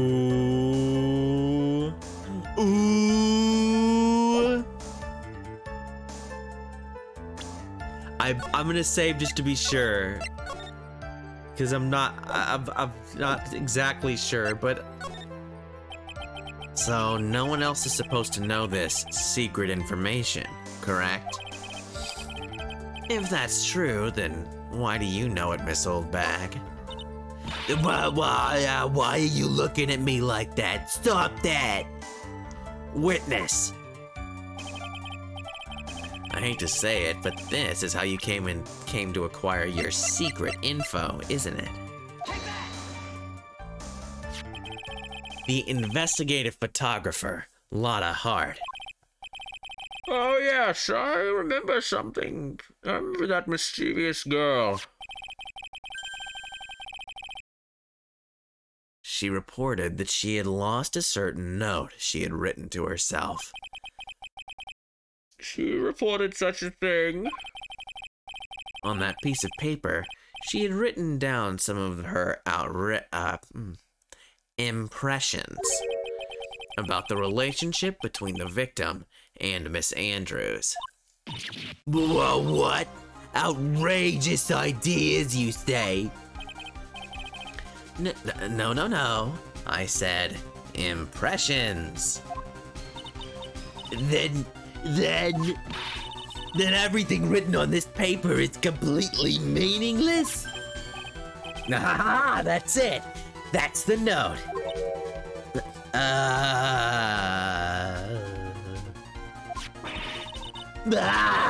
No, you see, this is not something completely different. This is my top secret list of groceries to buy. And you are the one who took Miss Hart's notes. I'm a huge fan of Wands, that's why. That infamous buffy-haired whippersnapper. She's working with that evil ungod. She said so herself. Ungod, I'm a sidekick. She was so happy, smiling like a silly duck. I was only checking what she was written. You fool! You fell for one of the classic blunders! The first is never to get involved in a land war in Asia. The second, and only slightly less well known. Edgy Poo, you believe me, don't you? Ugh. I was only trying to help out like the angel I am. It's only one little piece of paper. I've never taken anything else before. You really should come with a supply of cheese to match your vintage wine! Damn, Edgeworth. Well, it was only a piece of paper. I suppose we can overlook this just this once. She looks like she's really sorry. Should I forgive her? No! Screw her! Get her out of here! If I let up on her now, she'll get away. Get her out of here! Fuck this lady! I hate Old Bag. I'm sick of it. Sick of Old Bag. Get her out of here. I have to find some way to inflict a deafening blow to the prosecution. Witness, you said the only thing you stole was that note. Is this correct? That does it stole? Why don't you listen much more carefully, you annoying brat? I saved this piece of paper from the terrible lonely trash can. That's all. You're lying, damn it, and I can prove it. Are you putting my credibility under scrutiny again? Miss Oldbag, I don't believe the note is the only thing you stole that night. Yeah. She stole the camera. Yeah. Because it says it stole. Miss Oldbag, that note was with a camera inside its case, wasn't it? A camera? Yesterday, Lotta Hart was raging a huge stink over her camera. She kept saying something like, "My sweetie, $1,600 camera disappeared on me." Witness? What is it, Gramps?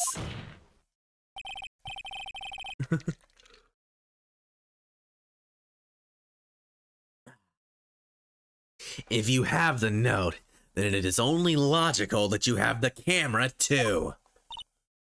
Looks like you found me out again, Sonny. Is this the camera you're looking for? Yeah, that's like grand theft. Like, isn't $1,600 worth of something? Doesn't that get you into grand theft? That's... What? Even though I look like this, I'm still a person, you know.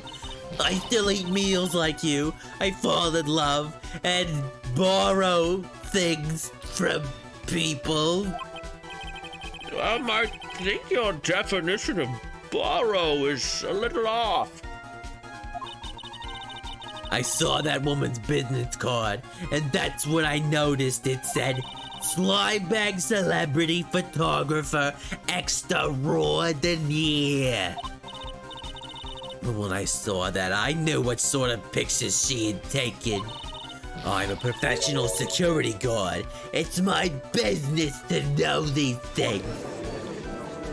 It's my business to take another fucking drink of water. Bailiff! Slap his nuts! Check this camera's photos. Hurry! We must examine them at once! Bailiff, quickly! Slap his nuts! Well, Mr. Edgeworth, what do we have? There's only one photo that seems to be relevant to this case. More serious offense because the property is highly valuable.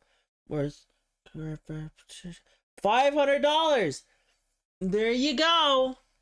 Nope, it's fine.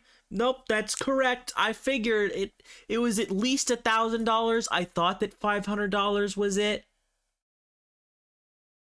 But yes, grand theft is indeed something worth more than $500, and $1,600 is definitely within that realm. There's only one photo that seems to be relevant to this case. Please, present it to the court. Now look, and it's got the legs. Once again, it's the same case. It's the same case again, god damn it. This is the Nickel Samurai. See, I told you. That's the guy I saw. This proves that the witness was not lying earlier about this matter. It keeps happening. What does all this mean, Mr. Edgeworth? This photo by itself does not prove that the person in it is the defendant, however. In his own confession, Mr. Ungard clearly stated that at the time of the murder, he was still in his Nickel Samurai costume. If that is the case, then this Nickel Samurai is... The defendant.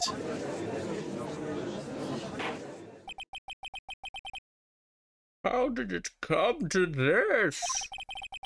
I think this brings us to the end. We have examined every piece of evidence thoroughly. No, we haven't. This is now the only piece of evidence. This is the only piece of evidence now. All the other stuff is total garbage. Okay, well, not the button, but the whole fingerprints thing is totally gone out. So now we have to find a reason for him to be guilty again, which is this, which means that I have to actually have a chance to examine this. Shut up! For we'll consider them before we close. Do you agree this photo is decisive evidence against your client? No! No, I do not.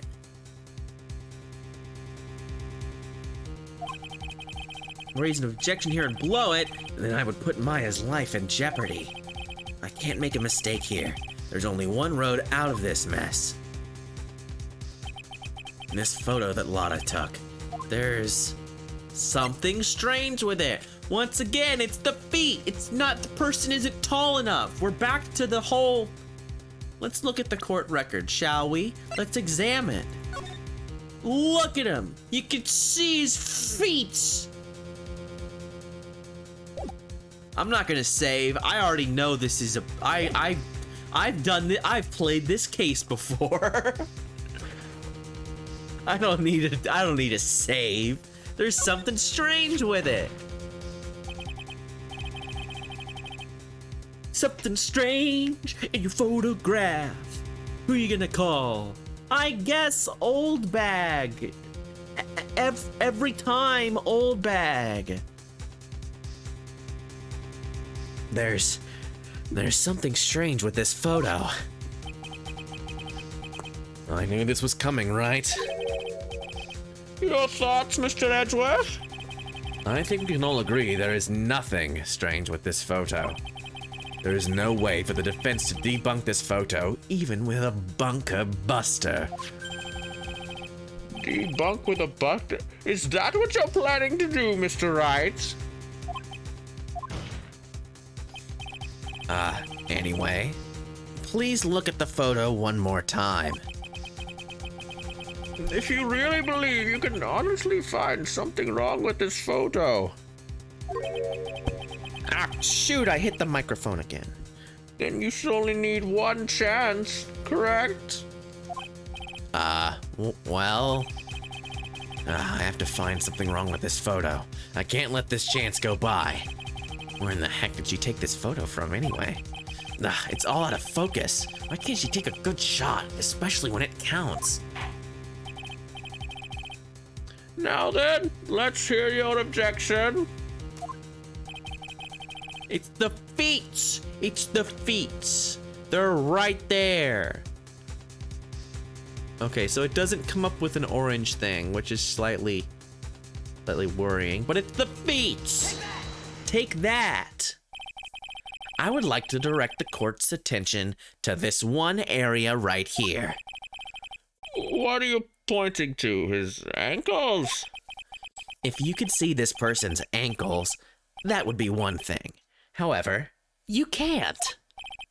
And what does that mean? The costumed person in this photo could not have been Mr. Ungard.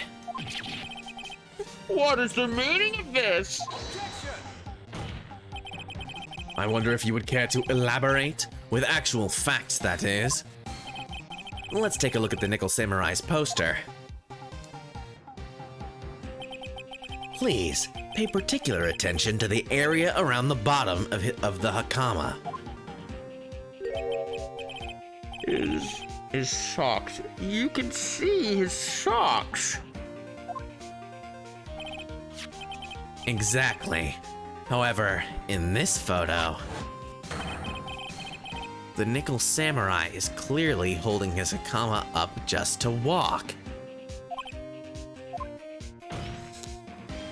There's only one explanation for this. The person inside this costume is clearly much shorter than the defendant. Alright, I think I've turned things around for myself this time. That's curious. Huh? What is? Edgeworth is unusually calm today. That's true. He's just letting the trial run itself, as if he's only along for the ride. Along for the ride? What do you mean by that? I can only guess that perhaps he doesn't feel under attack at all. He doesn't feel under attack?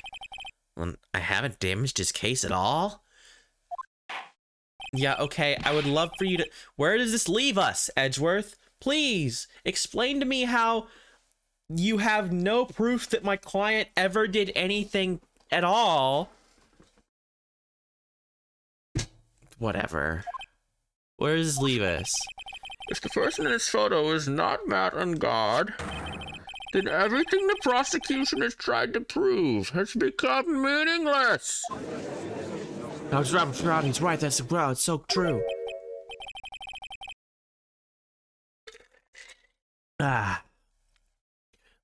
I figured it would come to this. What? Right. I have something I want to ask you. I think you've proven that the person inside this costume is not Matt Ungard. In that case, who is this a photo of? Who's the person wearing the Nickel Samurai costume? Don't stress out over this, Phoenix. It's very simple. What you should be focused on is Edgeworth's attitude, don't you think? Yeah. Why is he so calm? Mr. Wright, let's hear your thoughts. Okay, I'm less sure about this one. I think it's gotta be the lady, right? Because she's the only other person involved with this case. But just in case. Who is the person in this photograph? Well, who do we have? We have Maya Fey. It's not her, she's kidnapped. We have Pearl Fey. She's a baby. We have Dick Gumshoe. He's taller. Francisca wasn't there. Miles Edgeworth just got back. Will Powers is big. A lot of heart. She took the picture. Juan, he's the murder victim. It's not Matt. It's not security lady, because she was just watching. And it's not Celeste Impacts because she's fucking dead. So it's got to be Zero Suit Samus here. It's gotta be Hawkeye.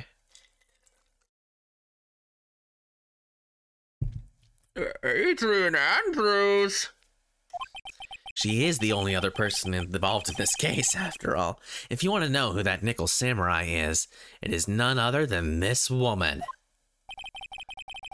And why would you say it must be Miss Andrews?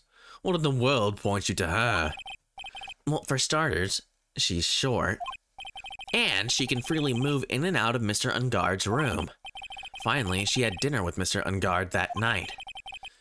And how does that all add up? It means that it makes it very easy for her to get a certain item.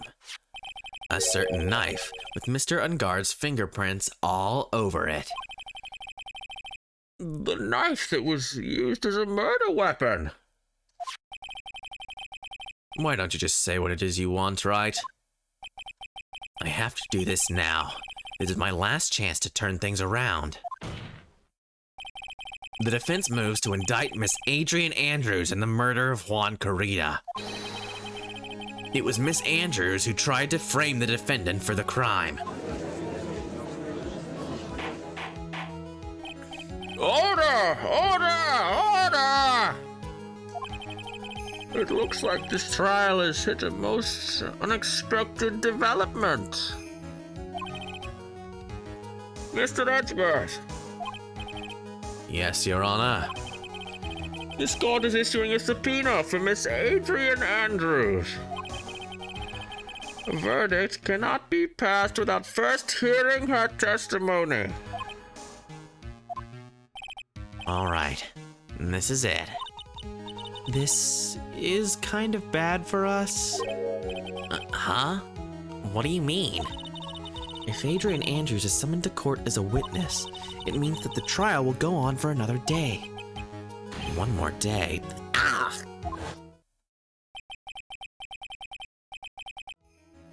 I don't. Okay, I'm at one side of my mic right now.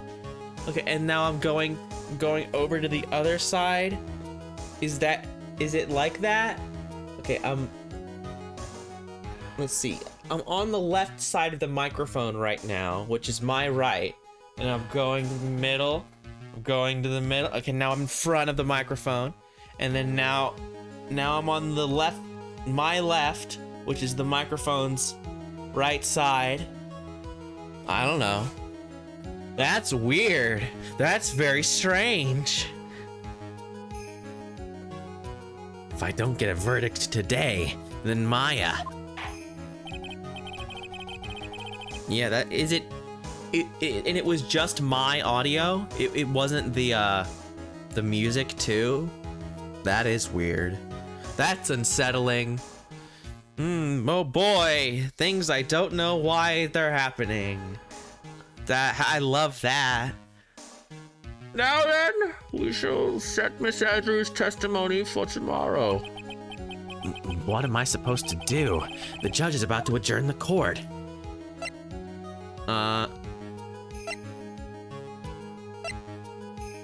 I don't know.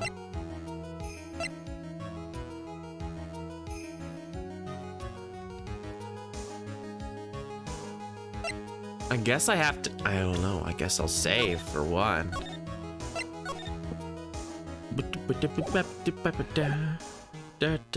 Yeah, I mean, I guess. Now then. Please, Your Honor, continue the trial. You must pass a verdict today. I can't do that. We cannot hear Miss Andrews' testimony if she's not I abhor wasting such valuable time. Edgeworth. Your Honor, I request that you please continue with today's trial. But we cannot continue due to this unexpected development. Unexpected, but not by Edgeworth. Unexpected development? I think you underestimate me, Your Honor. And what do you mean by that? That Mr. Phoenix Wright would slave his way to subpoenaing Miss Adrian Andrews is all happening according to plan. Even if Wright was a bit slow to catch on. What? So I guess it wouldn't have mattered. What is the meaning of your statement, Mr. Edgeworth? And this is what it means to go even further beyond. Miss Adrian Andrews is currently waiting in the prosecution's lobby. She is the next witness. Everything was planned out and advanced by that man. Somehow I knew there was no way Edgeworth would overlook Miss Andrews. Looks like this battle is far from over. Exactly. Very well. We will call the next witness. However, before we proceed, we shall take a 10-minute recess. Please prepare your witness in that time, Mr. Edgeworth. The court will now take a 10-minute recess. Cool. To be continued.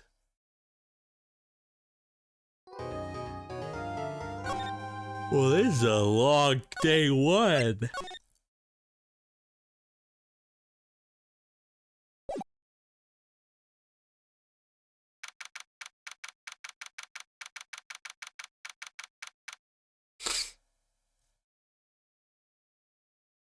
All right.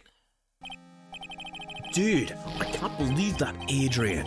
No way! Not cool and collected Adrian Andrews.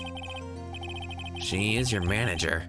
It would have been very easy for her to pull this off. The only person who had easy access to the knife you used at dinner was, well, her. So, after the ceremony, during the break, huh? I was sleeping like a log the entire time. See, she could have also easily planted that blood-covered button in your hakama. Because she was the one that came to wake me up? Then, dude, you're saying it really was her? Yes, she is the real killer. She was the one who murdered Juan Carita. But why? I thought she was buds with Juan. She has her own agenda. Her own agenda? What are you talking about? I'm sure you'll see by the time the trial's over. It'll be alright. I'll get you acquitted by the end of today. Get me a verdict that's refreshing like a spring breeze. Okay, Mr. Lawyer Dude?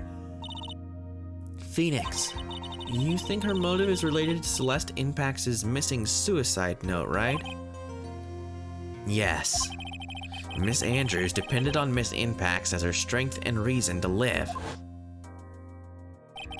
But then, Miss Impax suddenly killed herself. It sounds like she left a suicide note, and the person thought to have hidden it is Juan Carita, the victim of this murder. And that's why I think Miss Andrews got close to Mr. Carita, all to get the suicide note back. That sounds plausible. But one thing bothers me. What? Who was it that first told us about their relationship?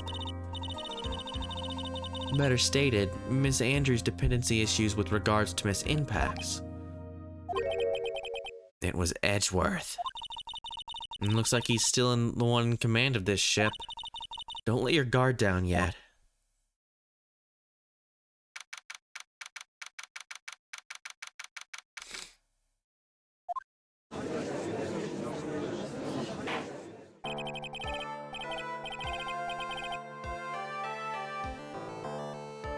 Court will now reconvene. Now then, Mr. Edgeworth, if you please. The prosecution calls the witness subpoenaed by this court, Miss Adrian Andrews, the person who discovered the crime in Mr. Juan Corrida's room.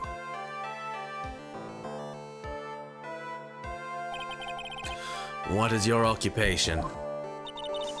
I am the manager of the defendant in this case, Mr. Matt Ungard. I see. Now then. Before we begin, Your Honor, I have one request. Yes, sure. What is it? I'm sure everyone in this room is wondering the same thing, and would love to find out more about my relationship with the victim. After all, it was the topic of a certain weekly magazine recently. No, I have no idea what you mean. I've never even heard of Gossipland. If the judge was ever a prosecution witness, he'd do all my work for me. Anyway, I was wondering if you could please tell us about your relation to the victim. Yes, I was seeing Mr. Corrida. I was also aware of the rivalry that existed between Matt and Juan. But this was a private matter between Juan and myself. So it was a fry and bait matter, or is it a bait and fry? Reminds me of fishing. But I didn't kill him. No one is accusing you of that. I think there's someone who would beg to differ. Ugh. I think we all understand your relationship with the victim now, Miss Andrews. Very well then, witness. Please, testify to the court about what happened when you discovered the murder that had taken place. All right.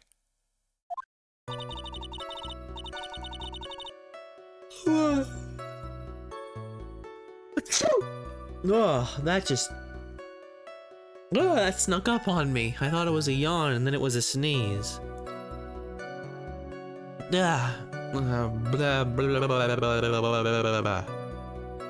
It was time for the show to start, so I went to get Matt from his room.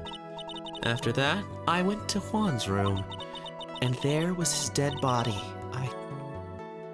I was in shock. What I saw was, naturally, the exact same scene as in the crime scene photo. I felt as though I was about to faint, so I poured myself a glass of juice. What? You poured yourself a glass of juice? Yes, sadly, I didn't remember not to touch things at the scene of the crime, and I disturbed the crime scene by moving this one thing. And that is when the fingerprints on the wine glass were made, Your Honor. I see. Well, Mr. Wright, you may cross-examine the witness. Phoenix. She is one cool and collected customer, and she has the brains to match. Yes, I know. In order to catch a person like her, you have to avoid head-on confrontations. You should disrupt her pacing. Disrupt her pacing? She's the type of a woman who is easily thrown off by things inconsistent with her thinking. So you have to attack when she least expects it.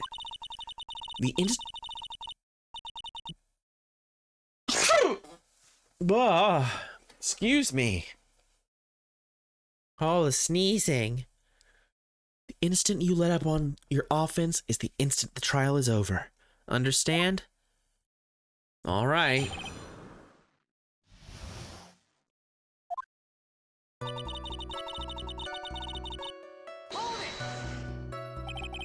And what was Mr. Ungard doing at the time?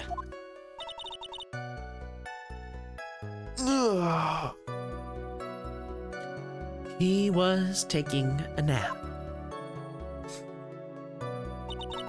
He was worn out from his mini performance as the Nickel Samurai during the ceremony.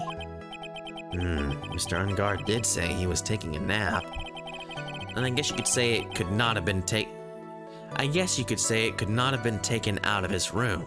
Yes? Excuse me? It What are you...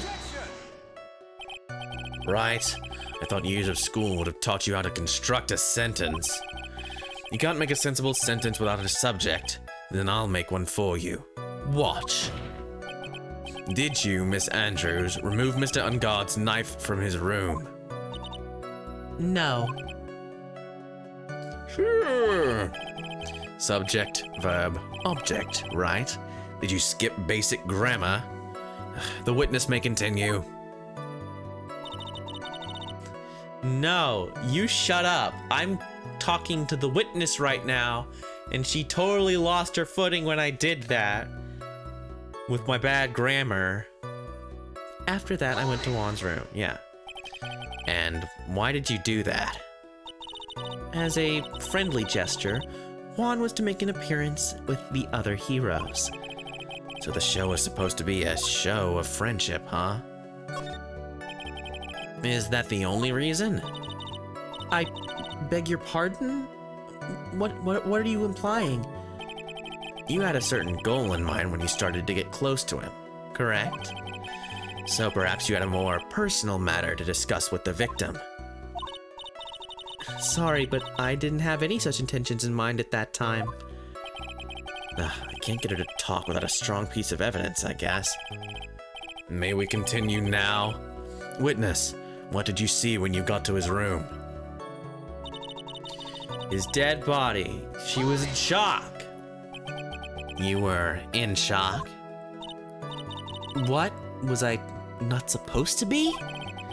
Miss Andrews is a very calculating person, and despite how close they were, I doubt she had any romantic feelings for Mr. Kurita. Anyone randomly stumbling upon a dead body would be in shock, and you can't seriously expect a young beauty like her would not be shocked. Somehow I don't think beauty has anything to do with being shocked or not. I see. I saw was naturally the same scene as a crime scene photo. And this is the photo you're referring to, correct? Yes, the one with the knife lodged in his chest. And the guitar case was like this too? Yes, it was open and empty, of course. And then what did you do next, witness? I felt as though I was about to faint, so I poured myself a glass of juice. Juice? Yes, there was a bottle of tomato juice on the table, so I helped myself. But you didn't drink any of it, did you? Huh? There were no lip marks left on this wine glass to suggest anyone drank from it. I wasn't feeling terribly great, so I set the glass down without drinking it. Miss Andrews, I would like to confirm with you one more time. When you discovered the dead body of Juan Kurita, you were in great shock. And that's when you poured yourself the glass of juice, correct? And what of it? My mind really was a complete blank at the time. Your mind was a complete blank? I didn't think that was possible for you. Aren't you rude today? I was so dazed that I made one careless mistake. That one thing. What one thing? Never mind. It's no big deal. What was she starting to say just now? Miss Andrews, I'm convinced that as you said, you made a mistake at the scene of the crime. What I really want to know is what this mistake was. Actually, so would I. I'm sorry. It's just kind of embarrassing. When I set the glass down on the dresser, I accidentally knocked the flower vase over. No, you didn't. That's not true because of the water. That's wrong. You're wrong. Flower vase. Are you talking about the one on the floor in the crime photo?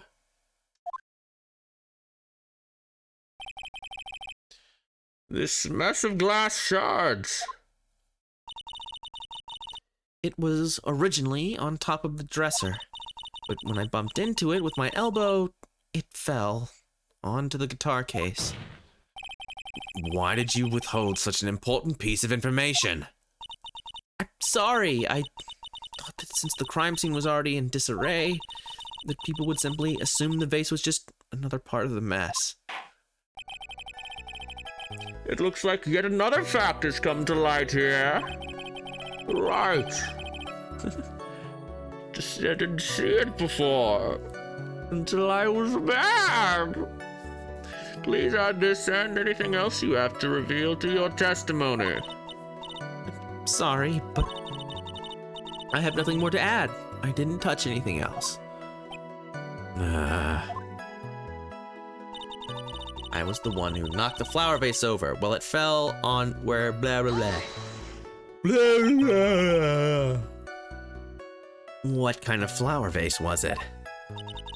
It was a glass vase, and it was fairly big and heavy. I thought I would try to take Juan's pulse. So I set the glass I was holding down on the dresser, and that's when my elbow accidentally hit the vase. That's odd. I thought she was always in total control of herself. That's what she would like people to think. And always be mindful of the gap between your perception and reality. It doesn't sound like there's any glaring contradiction or instance in her testimony just now. Yes, it does. Yes, it does. There's totally... keep on the offensive. Yeah. Catch her with some decisive evidence. Yeah. I know.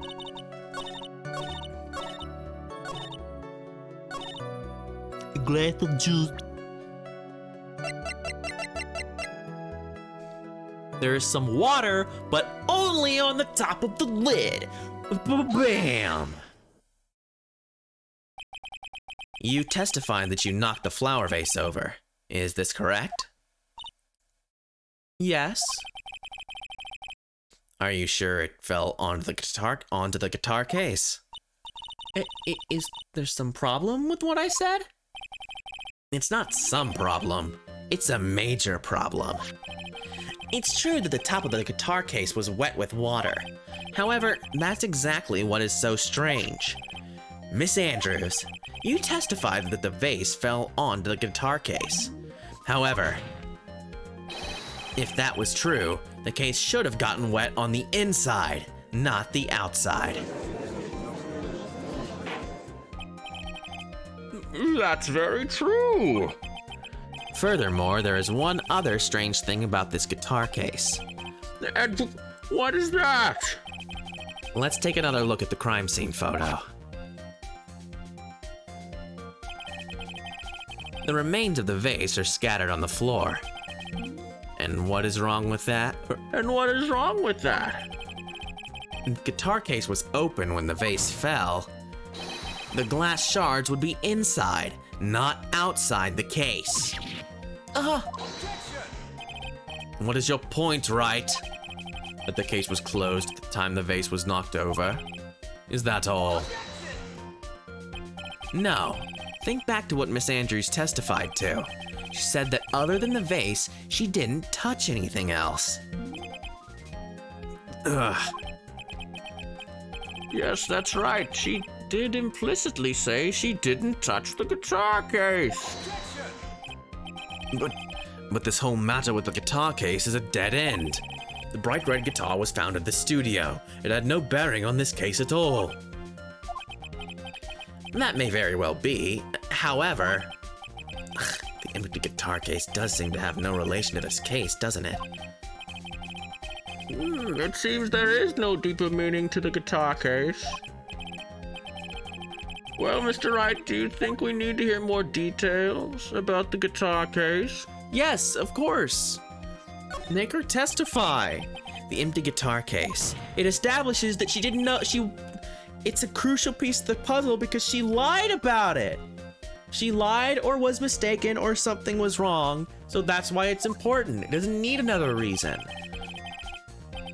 I can't believe anyone would reach for straws like this. But it is you. I can't believe I'm doing this either. All right, I'll follow along. For now. For you. Miss Andrews, please testify to the court about the guitar case. Yes, Your Honor.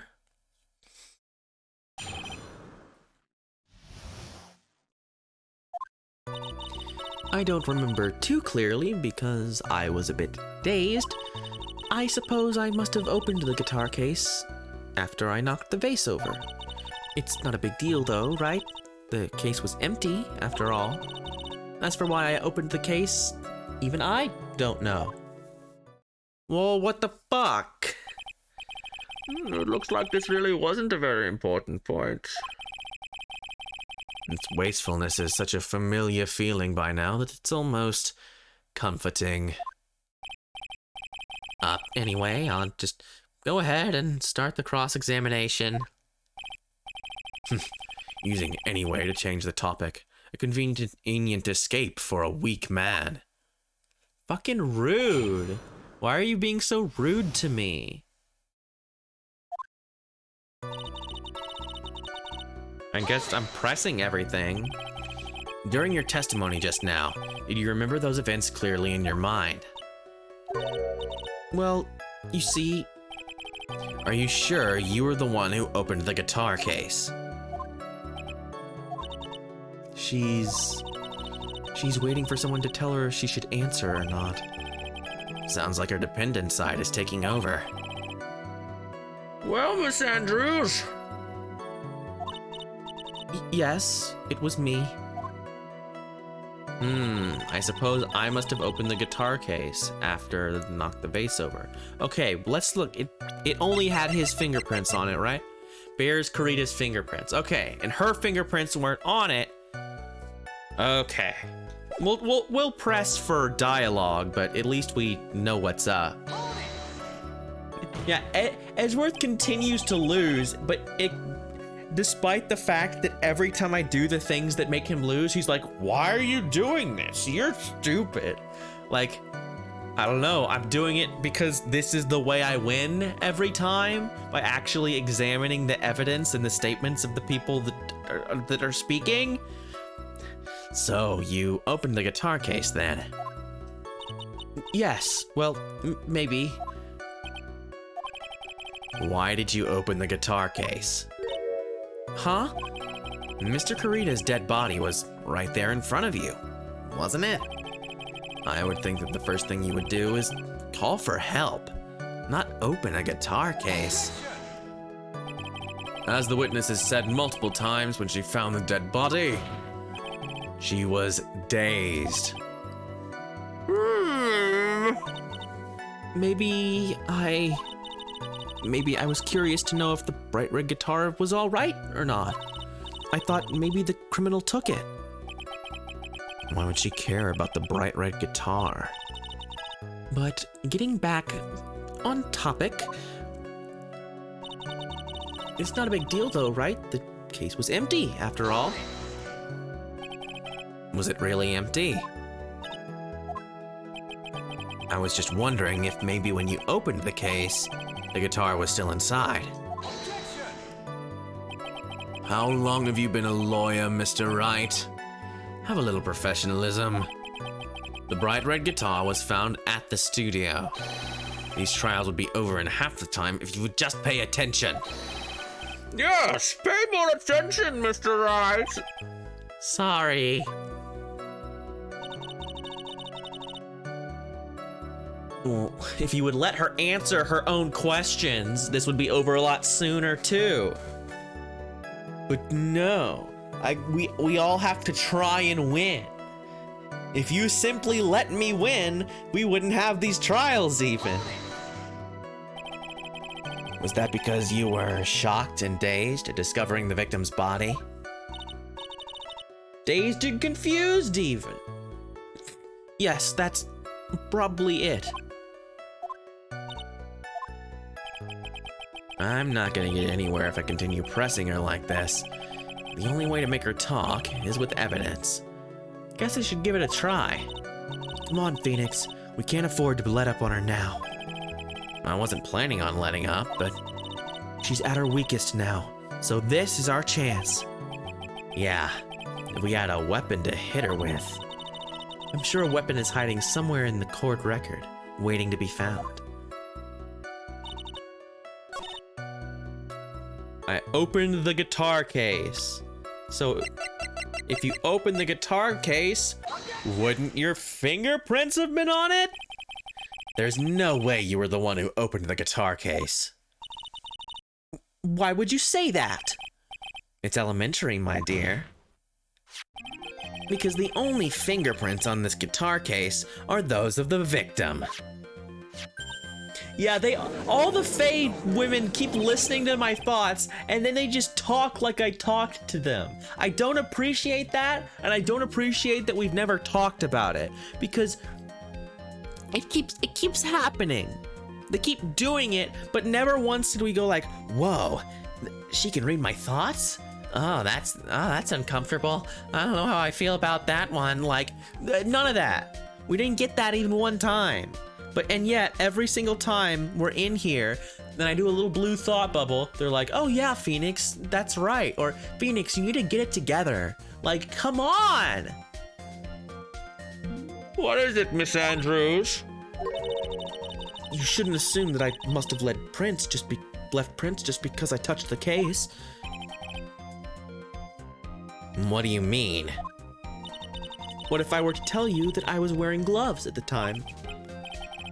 Gloves? But why would you be wearing gloves at the time? It was the night of the awards ceremony, so of course I dressed up for the occasion. Yes, now I remember. I'm almost sure I was wearing a pair of thin gloves. I see. Well, Mr. Wright, it seems the witness was wearing gloves at the scene of the crime. Well, that's fucking weird. You were wearing gloves? Isn't that a little strange? It's not even the residue. It's not even residue from the gloves. Why is that strange? Do you have something that would prove I was not wearing gloves at the time? I sure do. It's got her fingerprints on it.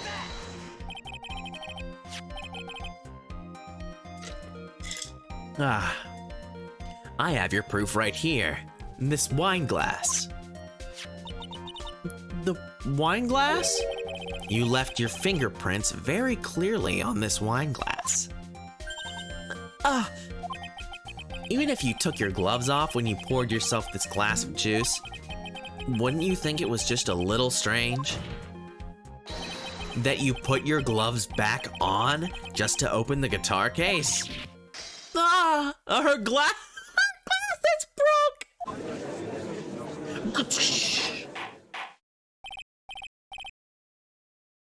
Order! Order! Looks like you hit the nail on the head this time. What do you mean? I believe that guitar case plays a very important role here. But it's just an empty case. I wonder if it really was empty, though. But the guitar. The bright red guitar was at the studio. Phoenix, drop all of your presumptions. What was in the guitar case was not the bright red guitar. You don't mean it was a bright white guitar? Wait, that's not right either. Rude. Yeah, this happens enough to her. Her glasses just shatter that she has backup glasses. I admit it would be unnatural for someone to do that. So the witness was not wearing gloves, despite the fact that on the case... Your Honor, this is obviously the defense's usual misdirection tactic at work. Steer the court towards an unrelated topic and lull us all into his misguided... No, Your Honor. Please recall that Miss Andrews had testified that the vase fell onto the guitar case, which means that the case was closed when the crime took place. Almost Christmas means it wasn't Christmas. However, It is wide open in this photo of the crime scene. I am sure that this guitar case has some relation to the murder. If you are so sure, right? Then I'm sure you can somehow substantiate your outrageous claim. Correct? Please enlighten us as to why that guitar case has anything at all to do with this murder. Can you do that, Mr. Wright? Well, let's suppose for a second that the bright red guitar was not the only thing that could have been in the case. The bright red guitar not being the only thing. You don't mean to suggest that a bright black... So, you intend to push your theory that the case was not empty? Is that it, right? I wouldn't say something I didn't intend to prove. Deflate that head of yours. You haven't proven anything yet. Now then, let's have it. What was inside the case at the time of the murder? What? So we have... Okay, so wait. Let's think about this. I can't save already. It's just 1 pip of health, so it's not a big deal. Because clearly they know this is a weird question. So Mize Magatama, a photo of the Nickel Samurai, the press conference ticket, the transceiver, Lotta's camera, magazine clipping, hotel guide map, the guitar case, the wine glass, crime photo, Jammin' Ninja's button, and the suicide report.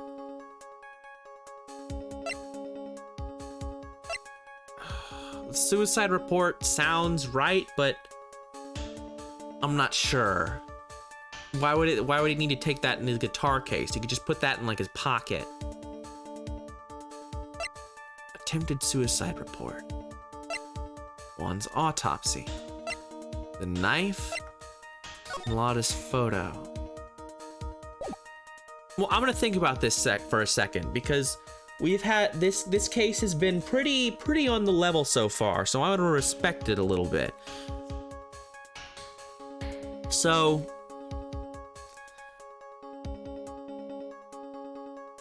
what's his face is napping, right? He's napping in his costume.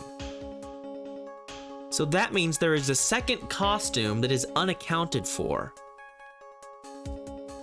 One that Adrian wears when she leaves the room. So there's this second unaccounted costume just around. It's just hanging out. We don't know where it's from. We don't know what it is because people don't seem to know about it. But there is an extra costume because the guy was asleep at the time in the costume. And right now we think, oh, there's only one costume, so that must have been him. But it can't have been because he didn't do it. So there's a second costume, right? And a costume would be big enough to have to be transported in that guitar case. So Adrian is close to Juan, right?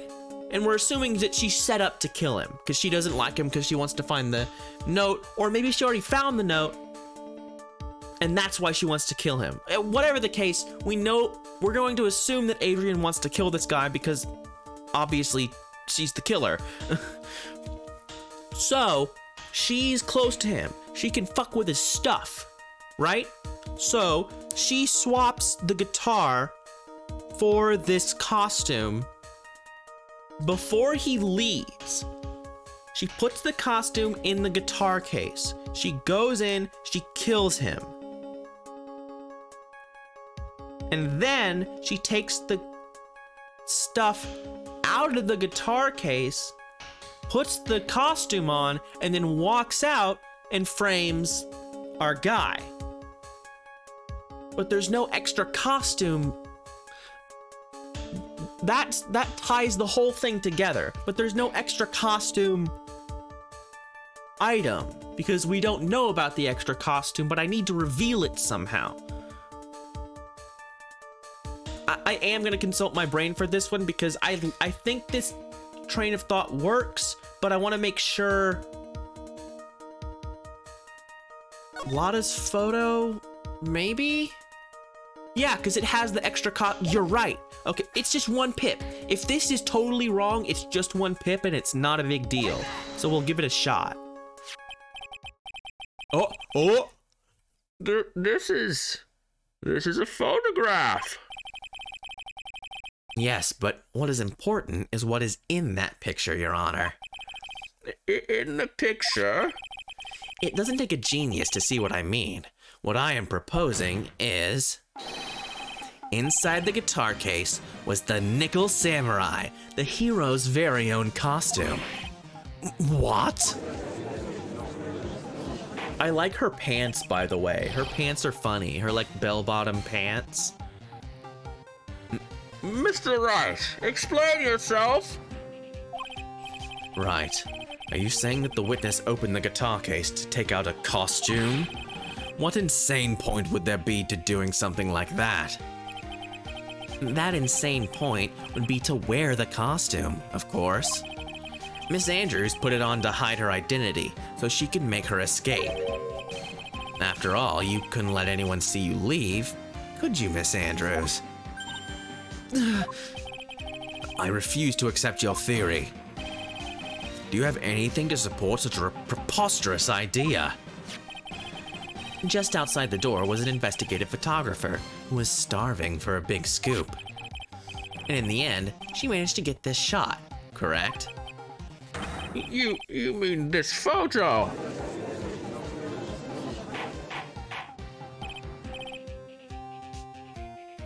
Juan's the Jammin' Ninja, yeah. And this is the Nickel Samurai. Order! Order! It looks like we've wandered into quite another mess again, haven't we? Nice job, Phoenix. Well, you know my strategy. I'm sure that'll come up. But I mean, the obvious reason is that Adrian put it in there because she had access to both the costume and the guitar case so that she could kill him later. Well, you know my strategy. Speak first, think later. So the real murderer was hiding inside a costume. Wait 1 second, Your Honor.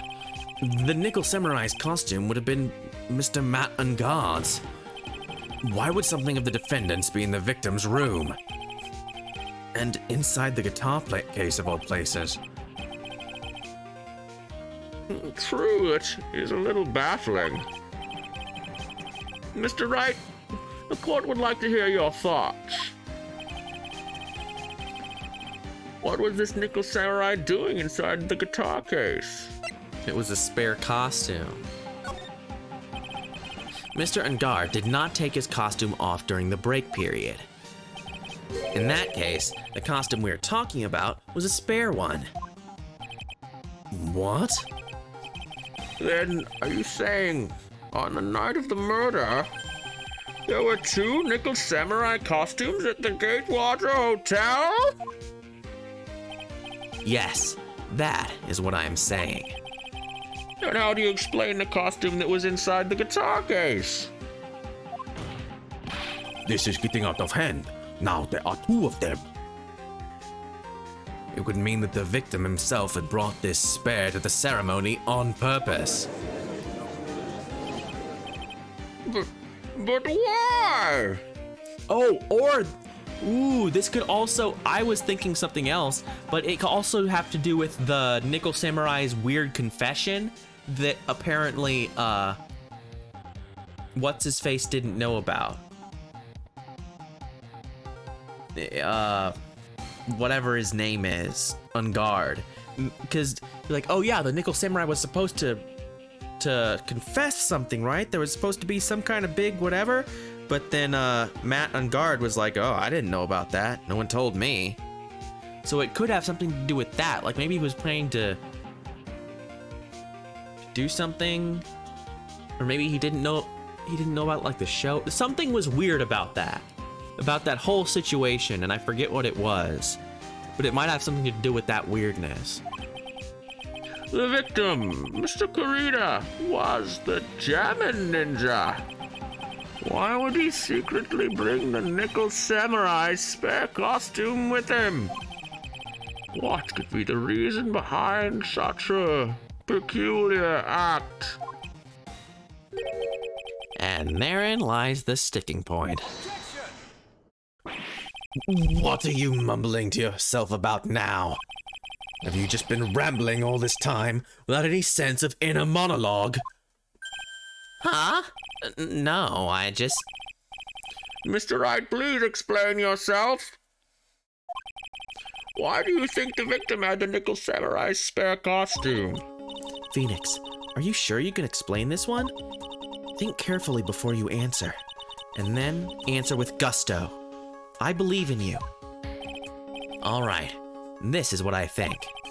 The reason the victim brought the Nickel Samurai spare costume to the hotel. Yeah, okay, so this is what I was talking about. It might have, since we're saying the victim did it, I think it's because of that weird confession that the actual Nickel Samurai doesn't seem to know about. So let's give that a shot. It's just one pip, who cares? What is this? On the night of the murder, after the stage show, the Nickel Samurai was going to hold a special press conference. A press conference? Yes, the Nickel Samurai was supposed to confess something at this conference. I heard about this as well. For once, you're not making something up, right? But what struck me as strange was that Mr. Ungard himself said he had no idea he was supposed to be holding a press conference that night. But how can that be? The way I see it, that can mean only one thing. The conference was set up by none other than the victim, Mr. Juan Kurita himself. The victim?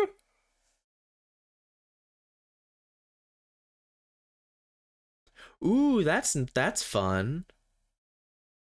Yes. The spare Nickel Samurai costume was prepared for that very conference.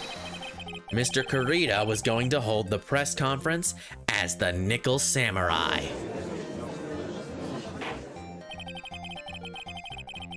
Hopefully, yeah. Hopefully you can sell that off. Or give it away to someone you know, or whatever you're trying to do. He was going to dress up as the Nickel Samurai and hold a conference? But why would the victim do such a thing?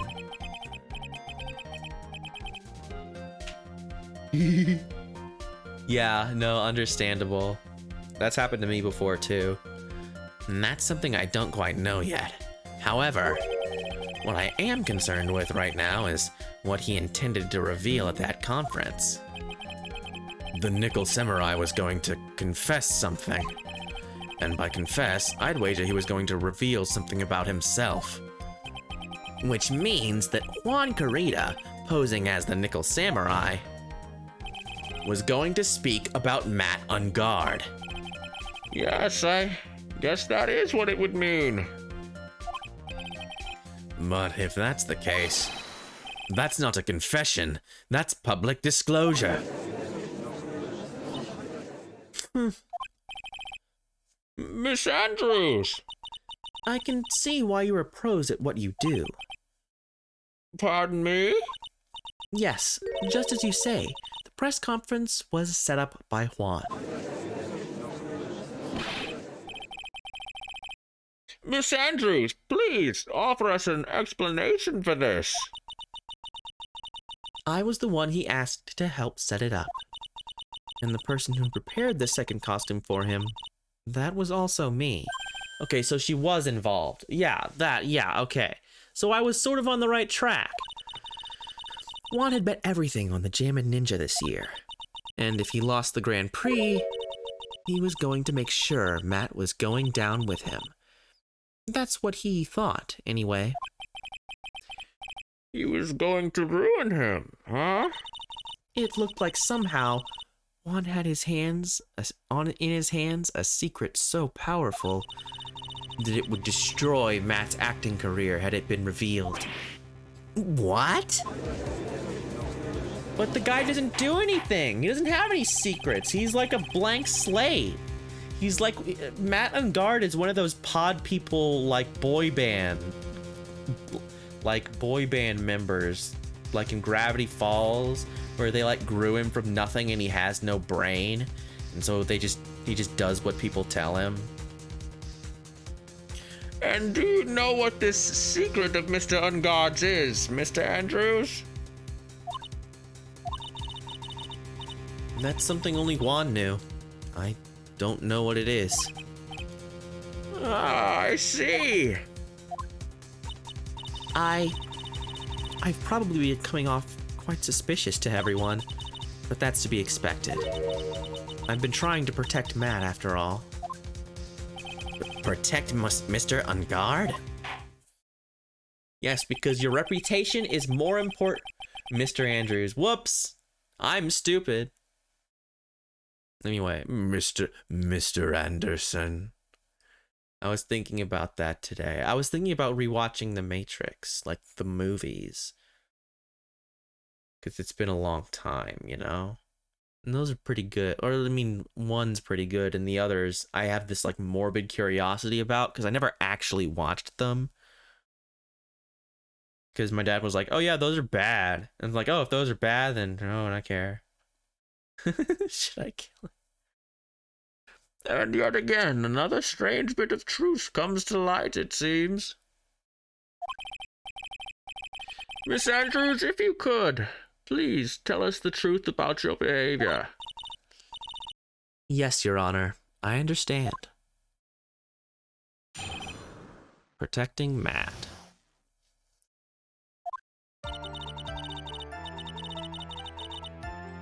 From the moment I saw the crime scene, I had a feeling that Matt was the murderer.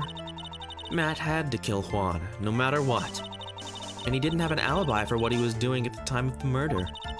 My thoughts were confirmed by the evidence, of course, the button and the knife. But I'm Matt's manager, so I felt that I had to protect him. This does account for everything. Except that you had the conspiracy to help Juan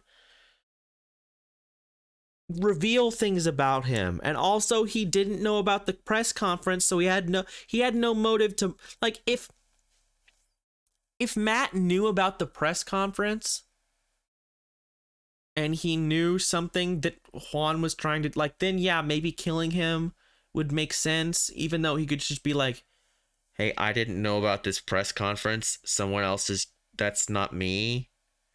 You guys should cancel this. Or if he knew his secret got out somehow, a secret that I don't believe he has because he has a paste for brains. Like, it's just weird. It's just a weird scenario. Anyway, he has no motive, is the point. This does account for everything. Well, I am the logical type. We're finally seeing her true self. She is more nervous than a scared rabbit. If the defense can find no fault with this testimony, I am ready to make a ruling. Please keep that in mind as you cross-examine Mr. Wright. Looks like somehow everything has swung to the opposite end of the scale again. That just means I have to put my weight into this and turn her logic upside down.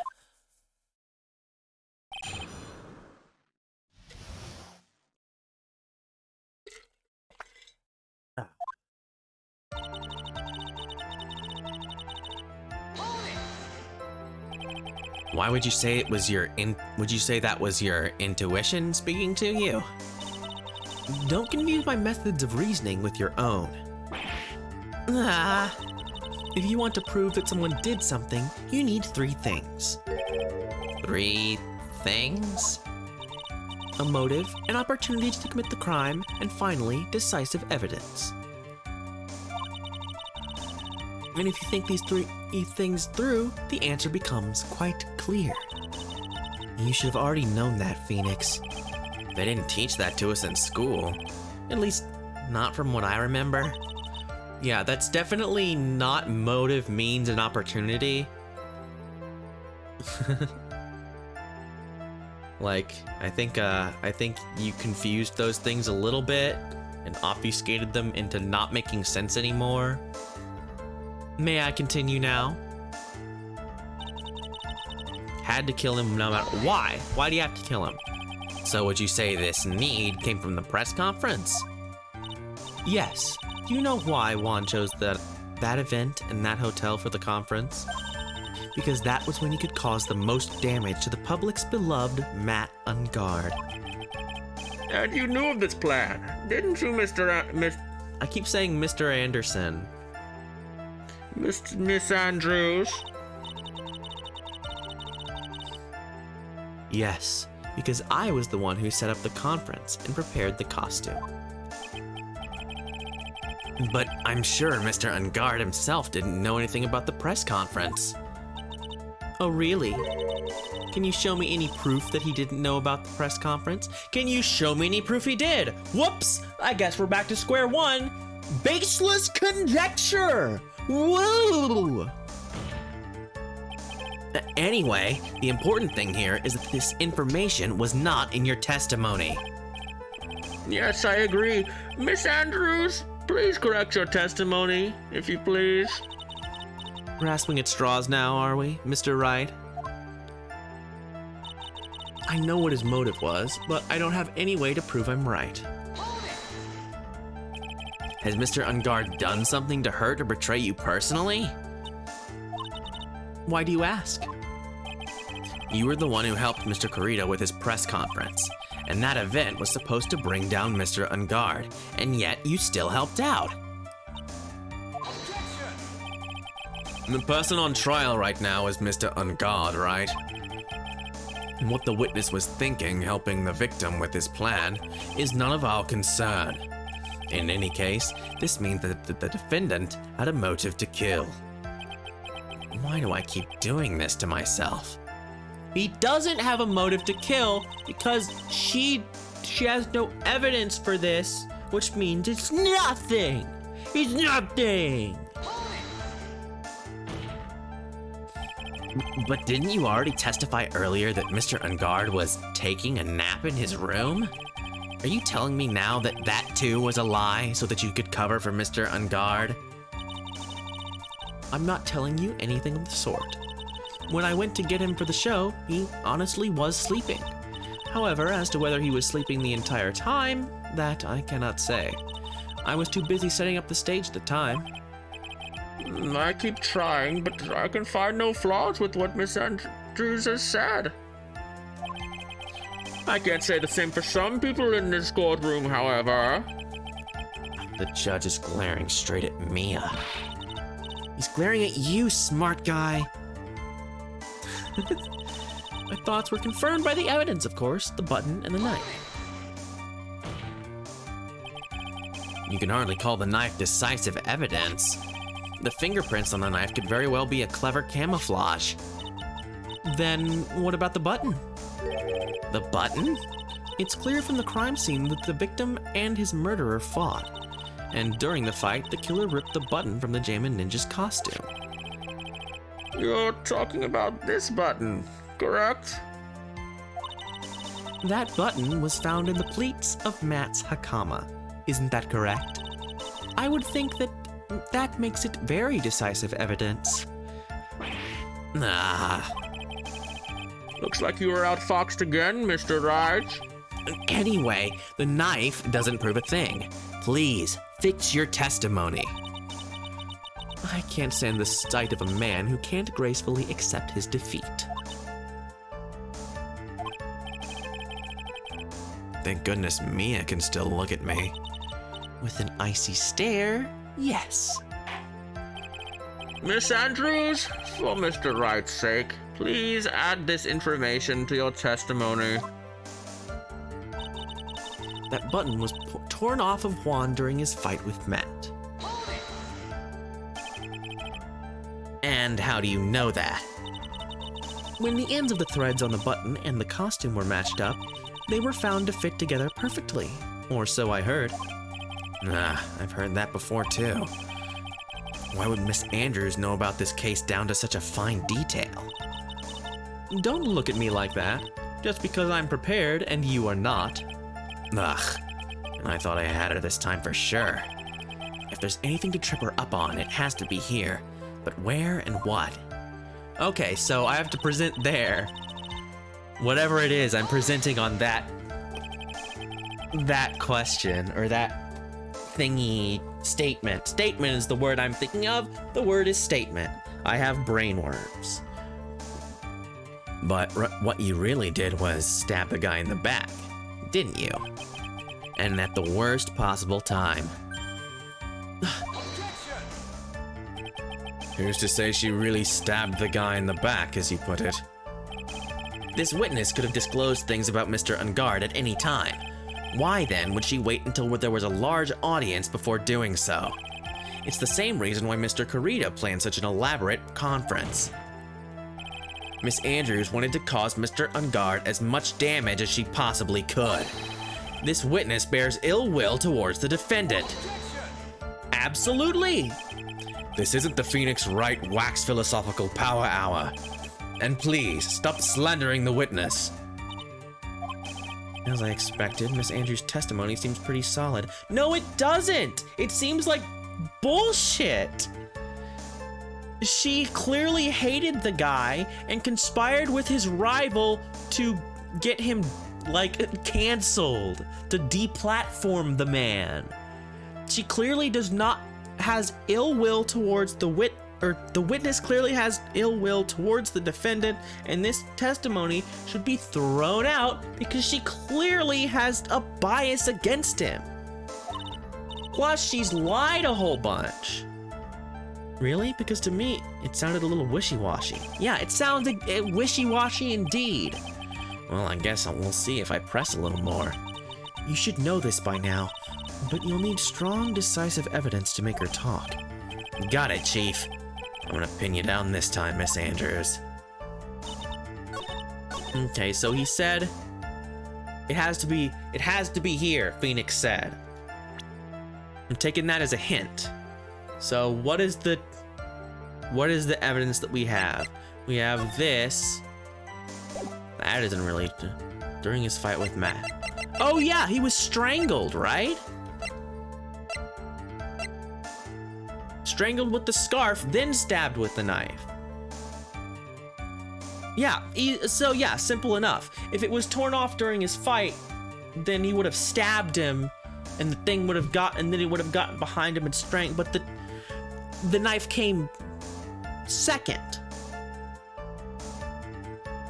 So yeah. Yeah, music stops. And this is the victim's autopsy report. It clearly states that the cause of death was strangulation by a scarf. Strangulation? The knife stab to the victim was done after the victim had already died. And what does that mean? Let's examine the evidence. This button has the victim's blood on it, which would mean that it was ripped off the costume when? After the knife was stabbed into the victim. Exactly, which means it is impossible that this button was torn off during the victim's final struggle, because the victim was strangled to death in that fight. That's right, Miss Andrews. There is no way that this button was ripped off during the struggle. This button was consciously pulled off the victim's already dead body. Order! What is the meaning of this, right? So what if the button was torn off after the body, off the body after the victim had already died? What does that change?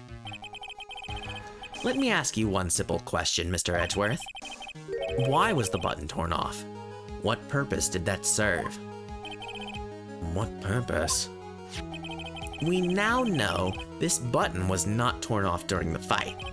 So the murderer took the time and effort to purposely rip this from the victim's body. That would mean that the murderer had something in mind, wouldn't it? Mr. Wright, does this mean you know what the murderer wanted to do with this button? What was it? To pin the crime on Ungard. There's only one logical reason for doing something like that. It was to pin the crime on Mr. Ungard. There is no way anyone would put a bloodied button in their own pants. That's right, Mr. Ungard was set up. By the real killer, of course.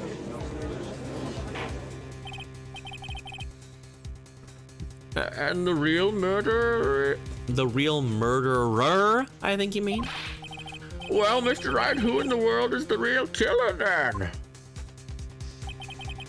Finally. I can't believe I managed to bring this trial all the way up to this point. Phoenix, you can't let your guard down yet. Not until the very end. The real killer, the person who planned to frame Mr. Ungard, we're back to this again.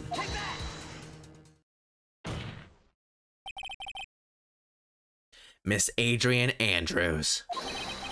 I choose you. You are Mr. Kurita's killer. What? I choose you. Haha, funny. Order! Mr. Wright! This is a very grave matter. Do you have any evidence that supports your charge? Any evidence? All of the evidence points to Miss Andrews. How preposterous! You can't stick any of that on me! I can't, can I? Would you care to test me? Then what about this knife? The knife was used to stab the victim after he had already been strangled to death. It was used to throw suspicion onto Mr. Ungard, naturally. A knife covered in the defendant's fingerprints could only be taken from his room. And the only one who had dinner with him and knew which knife to take was you. Yeah. Then, what about the button that was found in Matt's Hakama? This button was removed from the victim's body after he had already died. The only people who could have done so were the person who found his body or the killer. However, if Mr. Ungard was the real killer, there is no way he would have put such incriminating evidence in his own Hakama. She's gonna run out of glasses eventually. The only person who could have put this button into Mr. Ungard's Hakama is the person who went to wake him up from his nap, which is you, yet again, Miss Andrews. I see. What about the empty guitar case? That is also another piece of evidence that incriminates Miss Andrews. That costume was used to hide the real killer's identity as they fled the crime scene. Now, who could have known that there was just such a costume inside the guitar case? It could only have been the person who prepared the costume for the victim. And that person is you, Miss Adrian Andrews. No, But Miss Andrews' fingerprints were nowhere to be found on the guitar case. And it was you who proved she was not wearing gloves at the time. That's right. And that's because she did not intend on leaving any prints. If anyone had found out that she had touched the case, they would have asked her why. So to avoid leaving any prints, she used a towel or something else to open it. But the glass of tomato juice is a different story. Miss Andrews purposefully left her fingerprints on the glass to show you that yes, indeed, she was the classic dazed discoverer of a dead body. Ooh. Oh, hi, Sabaka. Very good for you to be here. I'm actually, just about to wrap up. Because I think, well, I don't know actually. I feel like we're getting close to the end here. But, it's been a long case so far, so who knows? They keep adding on more things. At least I'm not having to do fucking Old Bag's voice anymore. Thank goodness. And to top it all off, there's this photo. A photo of the killer as they exited the scene of the crime. No reasonable person on Earth can believe this Nickel Samurai is Mr. Ungard. He would be much too short for his own costume if it was him. Oh no! Speaking of how tall people are, Miss Andrews, you're also kind of short in stature, are you not? Please, stop! Well, how about it, Miss Andrews? I've got her this time. Well, I mean, obviously the whole case is gonna go longer, but like this part of it. I've been live for about 3 hours and we're still in here. They were like, "Pluh, do more thing." She keeps talking. She keeps fucking lying. Unbelievable. Miss Andrews! I refuse to testify. What was that? There's a law.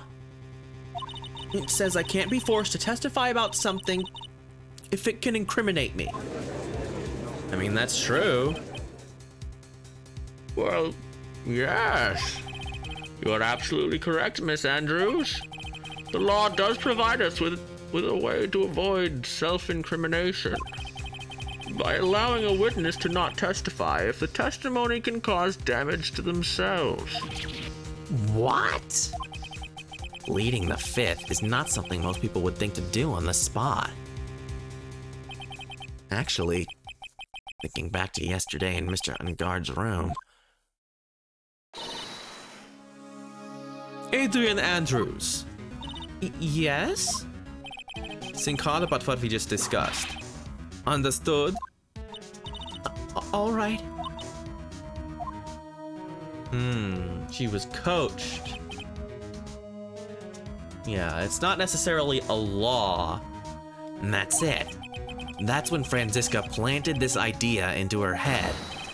She must have told Miss Andrews to not testify if things looked bad. You did a good job proving everything up to this point, Phoenix. But there's still one thing you haven't done.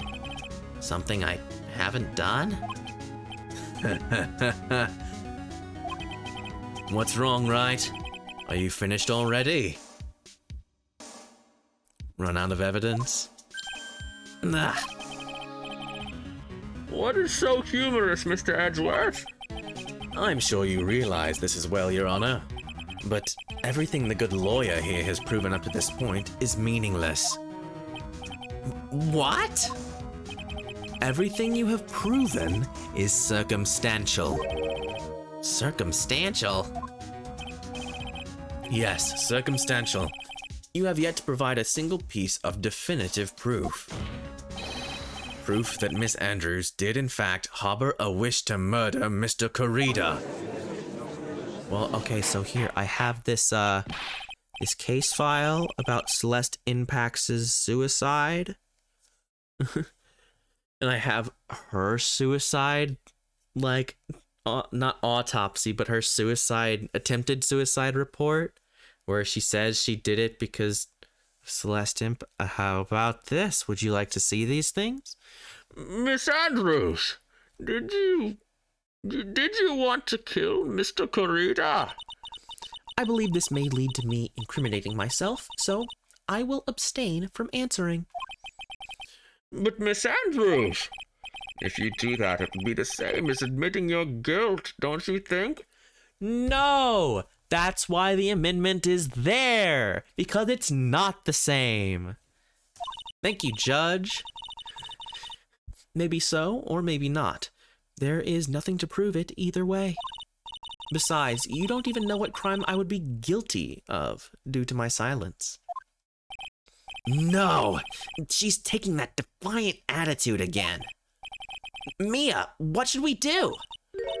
Somehow we've landed in the worst possible situation. I think we have reached a certain conclusion at this point in time. Miss Adrian Andrews has refused to testify. And the defense's theory that she is the actual murderer has not been fully substantiated with solid, definitive proof. But that's not true!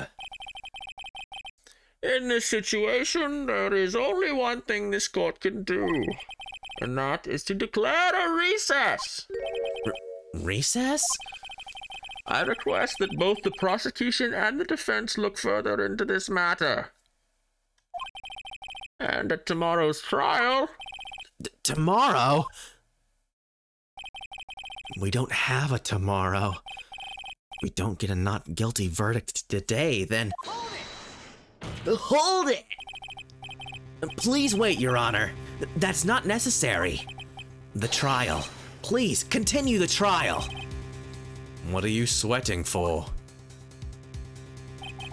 Your client is getting one more day to live, isn't he? That's not it. This isn't about that.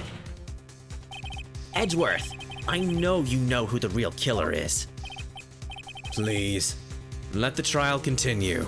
Or shit, it panned over to him, so I figured he was like being, oh please, oh please. Please, let the trial continue. If I don't get the verdict, then Maya. Yeah, absolutely. What? But it's impossible to continue as long as the witness refuses to testify. Now then, this court is... It is not impossible for this trial to continue. Mr. Edgeworth, what are you... It's true, Miss Andrews holds the right against self-incrimination. However, if the topic of conversation were something unrelated to whatever she might be guilty of, then she has no right to withhold testimony. Yes, that is very true, but... Actually, there is one little thing that I'm curious about. Miss Andrews, when you found the victim's dead body, you poured yourself a glass of juice. Yes, and? I can't help but think how unnatural that is. Usually when one finds a body, they are shaken up, not stirring a glass of juice. So my actions were unusual, but I've already... Before you speak, I want to state that if you have a reason behind your actions, I would like you to testify to that effect. Testify? Your Honor, I would like to request the witness testify again as to what happened when she first discovered the victim's body. Whatever we find out in this testimony should in no way implicate the witness.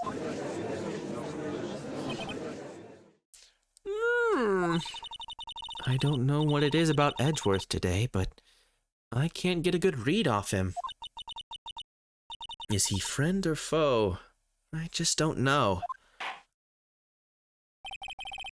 The court acknowledges the prosecution's request. Miss Andrews, if you please. All right. That glass of juice, I didn't really pour it for myself. I was surprised when I walked into the room and saw it in that messy state. And Juan, he was sitting slumped over and tired looking in the corner. When I saw him sitting like that, I thought that he was dead. The thought that he was dead didn't cross my mind. To be honest, I thought he had just fainted or something, so I went to pour him some juice. When I realized that he was dead, that's when I knocked the flower vase over.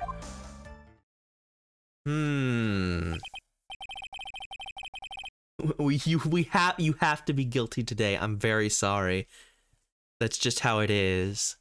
Is the judge like, you know, they want to go home early for lunch or whatever. Like, guilty. I don't want to come into work tomorrow, so you're guilty.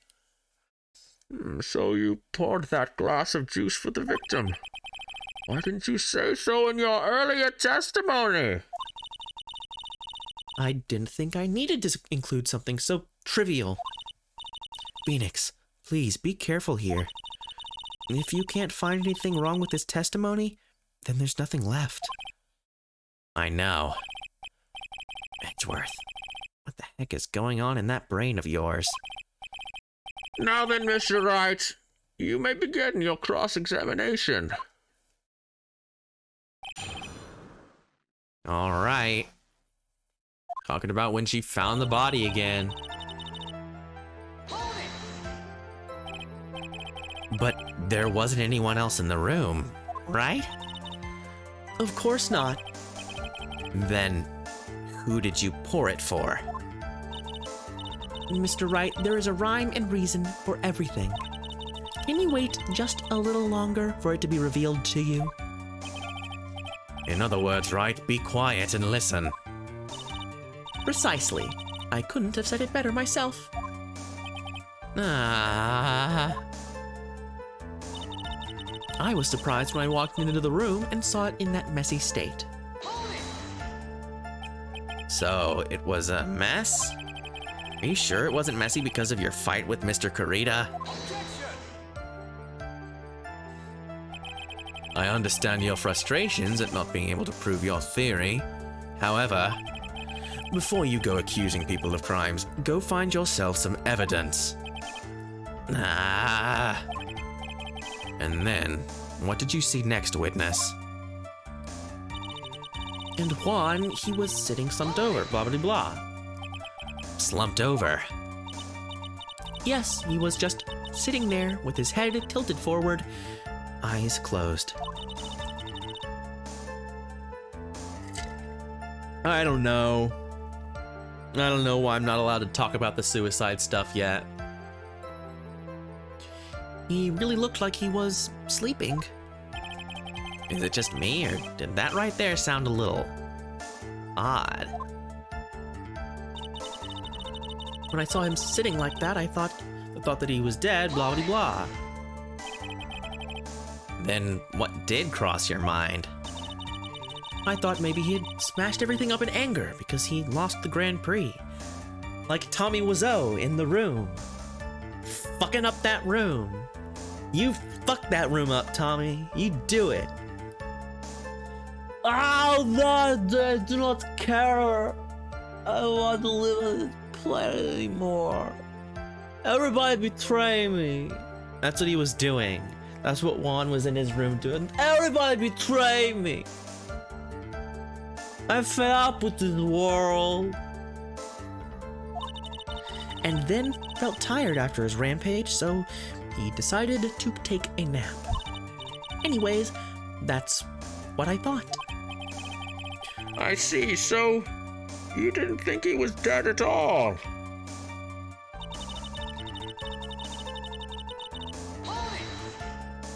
Yeah, he was about to throw the TV, and then he passed out. He was right on the verge. He was so flooded with rage. You thought he fainted? Is KZ live right now? Did KZ just go live? We'll raid him after I'm done. Surely this trial can't go on for too much longer. I thought he was asleep at first. But then the room was in such a messy state, I thought maybe he had gotten into a fight with someone. And that's when you went to pour the glass of juice? Yes, he always had a hard time waking up, so Juan always had a glass of tomato juice to drink. Or to think. What the fuck? To think? Drink? What the fuck? Did it say that? Or did I, you know what? I don't care. I see. After that, what happened next? Yeah, well, the whole case being very long, I'm definitely getting that.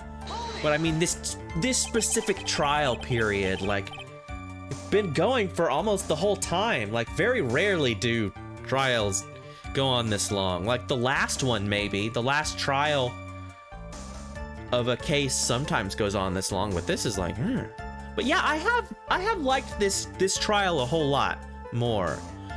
Like, I've been able to sort of piece together from actual things that they say what's going on, like the fingerprints thing. Like, we was like, oh, he went in his costume and killed him, and then Tiara and I both went, well, then why the fuck are his fingerprints on the thing? And then that ended up being the thing that was like the logical thing to say that answered the question. So it's definitely been better. And how did you come to realize that he was, in fact, dead? I shook him over and over, but I never got a response. So I set the glass down on the dresser and tried to take his pulse. I was shocked and staggered backward. And knocked the flower vase over. So that's what happened. Yes. This is what it all comes down to. Uh-huh. This is the absolute end for both sides, and Adrian is letting our guard down. Phoenix, now is our best chance to kill the prosecution's case. Isn't that a bit harsh? Miss Andrews, will you tell us the truth this time?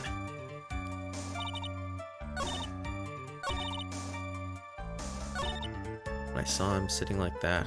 Yeah, okay, so this is what I was thinking, like, but is it this one or this one? When I saw him sitting like that, I thought the thought that he's dead didn't cross my mind. To be honest, I thought he had just fainted or something. Which of these? Because he's clearly dead, right? He's been stabbed in the chest. So there's no way she could not think that he's dead. That's stupid. I'm gonna say it's this one. Wait, is it? No, it's later. Yeah, the photo. Look at this. The guy's fucking dead. He's been stabbed and then buttons off. Yeah. So you honestly didn't think he was dead when you found him?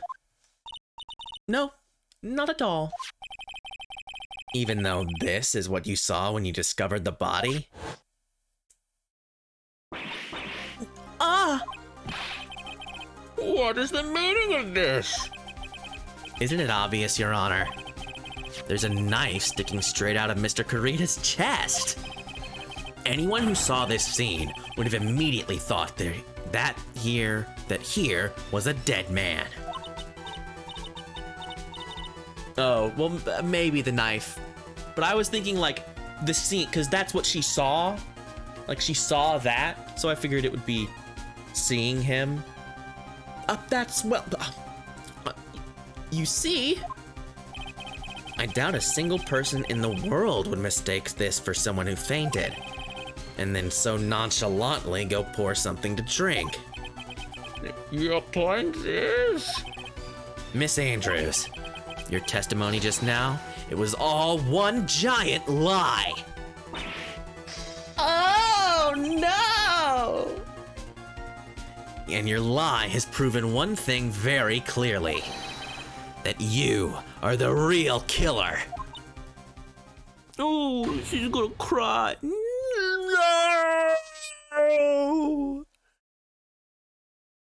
1 second, let me just...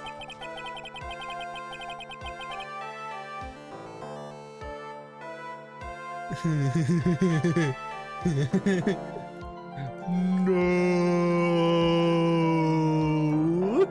This is all I can think of whenever any fucking person does their stupid no is fucking Darth Vader no. What a legendary meme. And I think about it all the time. No.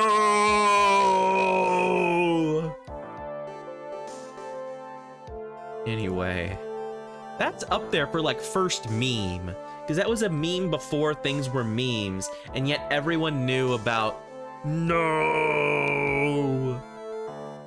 Like that was the whole thing about that movie was no. It looks like the defense has somehow brought the ugly truth to light. The defendant, Mr. Matt Ungard, is not guilty after all. But that's not possible. Impossible, even. You're wrong. Miss Andrews, try to have some composure.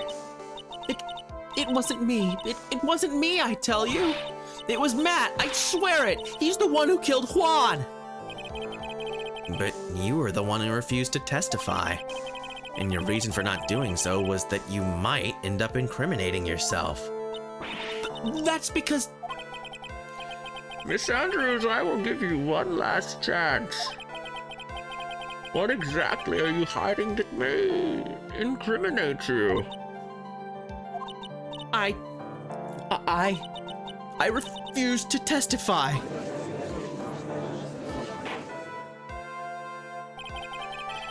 There is no need for this court to continue any further. Mr. Matt Ungard's innocence has been clearly demonstrated. I'm definitely sure that this is the end. It was definitely this easy.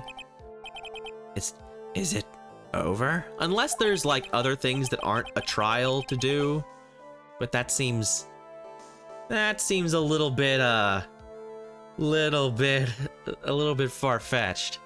Have we found the truth at last? What's wrong, Phoenix? Usually the real killer confesses his or her guilt.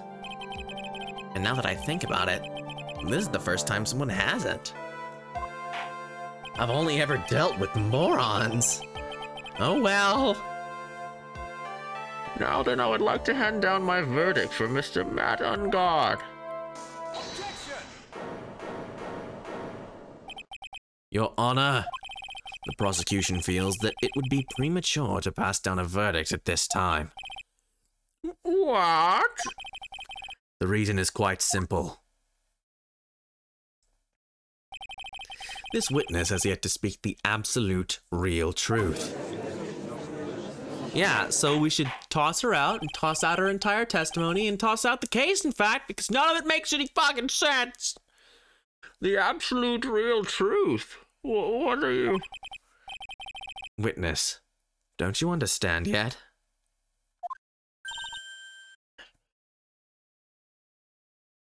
Huh? I don't know who planted this silly idea in your head, but as long as you protect yourself through your silence, Matt Ungard will go free, and in his place, you will become the guilty party. That's a lie. I don't believe you. What? I was told if I spoke, then it would be all over, and Matt would never be declared guilty. What in the world is she talking about? Has she lost it? I can't speak about it. I'm too scared. It's Franziska von Karma. Huh? Don't you remember, Phoenix? Miss Andrews lives by gripping tightly onto the words of another. Because she doesn't have the strength to believe in herself. Then right now, Miss Andrews is... Yesterday, she was tossed a lifesaver by Miss Von Karma. Don't say a word, no matter what happens. If you do, Matt Ungard will be acquitted. Miss Andrews undyingly believes that in those words right now, and is clinging on to them. Oh yeah, the card, I don't know if... The card was the card that... What's-her-face? That Maya found on the floor in her little room. And so, some suspicious person gave her that card. And now she's also holding on to that card like she holds on to the cards of... Or hold on to the words of other people. It's Kino. But we don't know why she has that card yet. That is yet to be revealed. Then what should we do? This is the first time I've ever come across something like this. But Miss Andrews has to be the killer, right? All we have to do now is get our not guilty. That is my only priority. It wasn't me. I'm begging you. Please believe me. I didn't kill Juan. Help. Please, someone help me. Mr. Wright, Yes, Your Honor. this court can't continue like this. Therefore, I'd like to hear what you intend to do. What I intend to do? What am I supposed to do? What am I supposed to say? This is actually a really interesting case because now we have Phoenix being like, the only thing I need is my not guilty verdict. That's the only thing that matters. And we have Edgeworth continually pushing for the truth, even though it doesn't have anything to do with his verdict. This is interesting. There's interesting things going on here. Right. I suggest you think very carefully about this. Think about what this witness did and what she did not do. And think about who is the real mastermind behind this crime. Who's the real mastermind? Isn't that obvious? There's no one else it could be except the woman crying over there. Right? Come now. What will you do? What kind of man are you, Mr. Phoenix Wright? I think I know what kind of man Phoenix is. And he's not the kind to just try and get a not guilty verdict. He needs justice. Because truth and justice is important. Justice for all. That's what the game's called. It's like poetry, sort of. They rhyme. I have to win a complete acquittal today. There's no way around that. But I can't bring myself to do it like this. Not when she's making a face like that. And get a bad ending. Oh, nice. Well, good. Well, I'm glad to know that that I was on the right track there. That I sort of realized the entire themes of this case and had this big epiphany right here in time to make the right answer. Miss Andrews, I would like to know what you are really hiding. Mr. Wright, are you sure you know what you're doing? Sure, Mr. Ungard would get an acquittal, but in its place you would be found guilty. Is this really how you want a trial to end? Be quiet. How dare you? You're trying to trick me. You're trying to trick me. You're trying to trick me.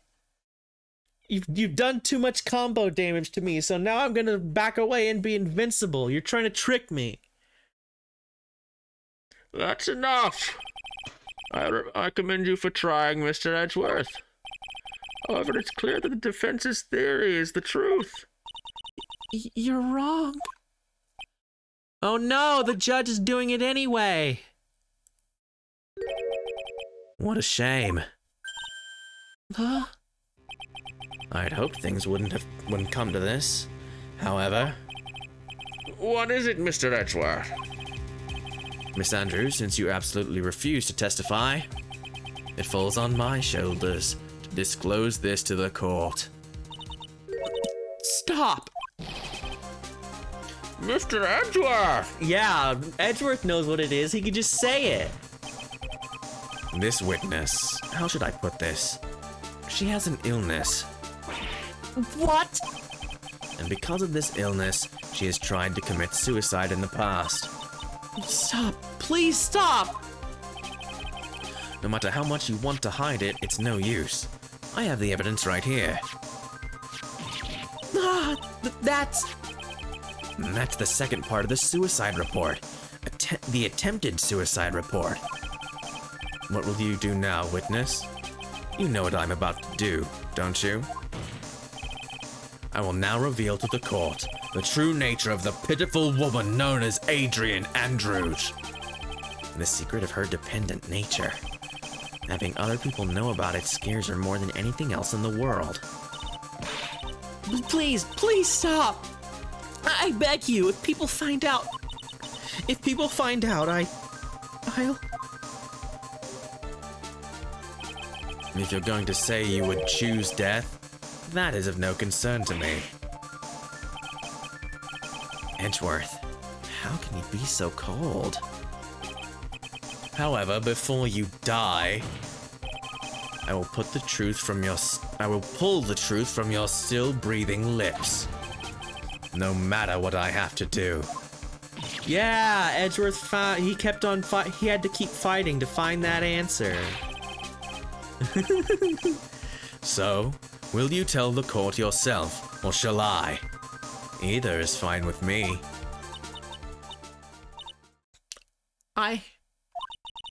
I'll talk. But please help me. Nothing matters anymore. My crime. When I first saw him, I really thought he had fainted. Honest. When I realized he was dead, that was when I formulated my plan. Once I made sure there was no one in the hallway, I made a dash back to Matt's room. And then I stabbed Juan's dead body with the knife and ripped off the button. Just when I finished and was returning to Matt's room, I had a bit of an inconvenience. And that's why I ended up using the Nickel Samurai costume. Okay. Stab the body with the knife? But why would you do that? Isn't it obvious? Pinning the blame on a certain person. A certain cowardly man. What do you mean by all of this? It might take this court a little while to understand, but this is the truth. The real killer is Matt, that scumbag of a man. I'll never forgive him. He's trying to escape his guilt again, just like last time. Last time? So, Miss Andrews stabbed the victim, Juan Corrida, in the chest with a knife. However, she didn't do it with murder in mind. She did it with the intent of framing Matt on guard for the murder. And this is her crime.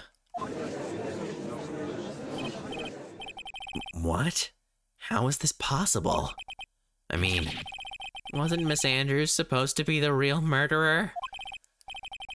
Mr. Wright, please get over your shock and commence the cross-examination. It keeps going. There's always more. God damn it. My back hurts. My neck hurts. I want to go take a ibuprofen, please. But you could tell from the state the room was in. There must have been a fight. Are you telling the truth when you say that you did not know he was dead? He had a scarf tied around his neck, but that scarf is part of the Gem and Ninja's costume, so I didn't think anything about it was strange. His head was also tilted down a bit, so I couldn't see his face that well. That's why I thought I'd wake him up. Then went to pour the juice. When I realized he was dead... Yeah, framing people is fine. Just fine. It's definitely not the same as attempted murder in this case, since it's implied that we just kill people. I mean, obviously later we don't, but it's very heavily implied that people who get convicted of murdering someone, they just die. They just die. And even still, like, 25 to life. Like, that's a serious deal. Even in real life. I guess it's not as serious nowadays, though. Nowadays, you could just say whatever you want. What is this plan you had? It gets sent to Arkham. Yeah, exactly. They all get sent to Arkham and they all just sit around in like a circle until one of them gets out again. And then we're like, oh, you silly Billy. I knew right away the murderer was Matt. I knew because Juan, he was going to expose Matt's weakest weak point to the world. So Matt did this to stop Juan and silence him for good. You're going to Brazil. Let me see if I can, where is it?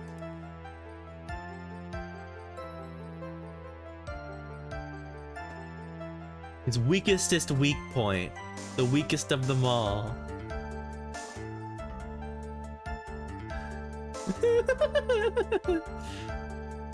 You're going to Brazil. You're going to Brazil. That's when I thought I should forge some evidence and pin this crime on Matt. So the forged pieces of evidence were the knife and the button.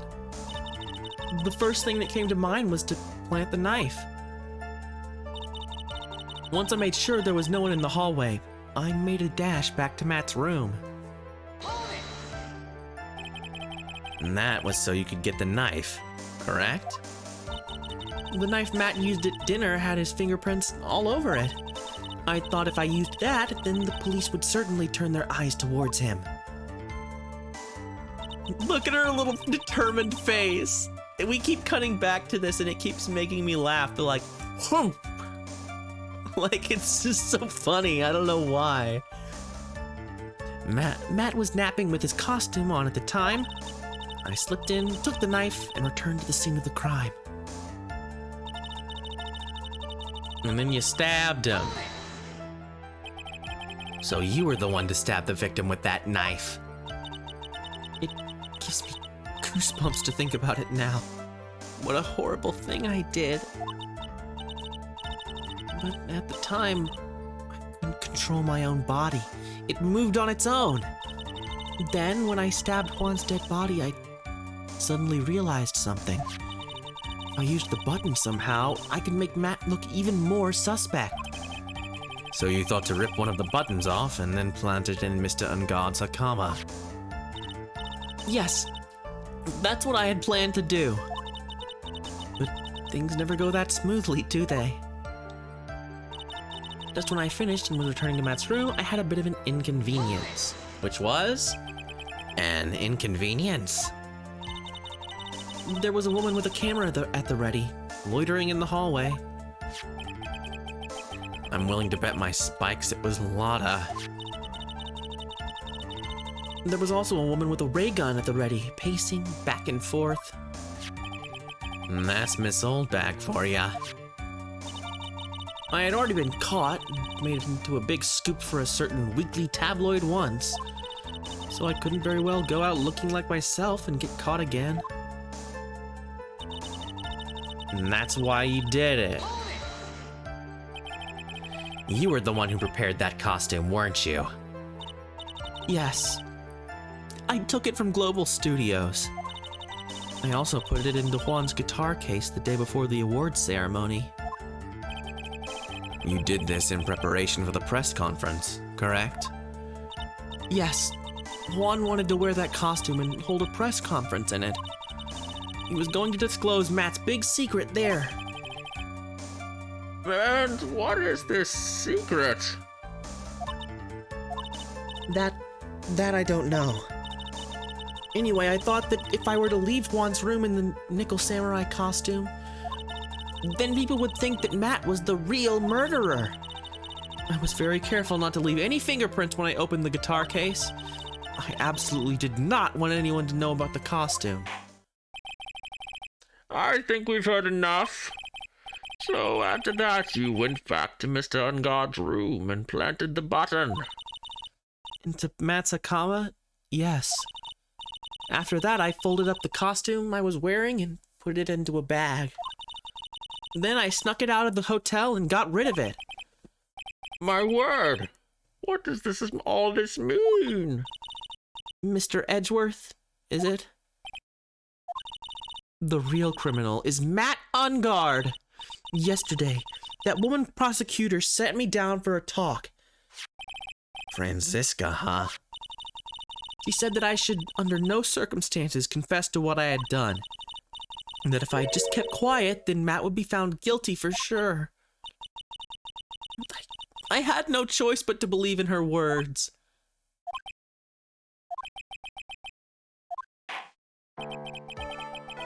What this witness has done is clearly unlawful. However, as long as her testimony stands, we can be certain she is not the real killer. Wait, Your Honor. The defense still. Right.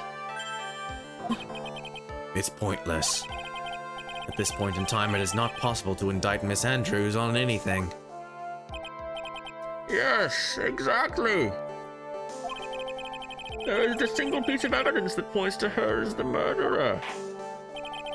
The cross-examination of this witness is over, and so is today's trial. Oh no! You couldn't establish the witness was the culprit. Please, let it go, Mr. Wright. But. Mr. Edgeworth, please place Miss Andrews under arrest for further questioning.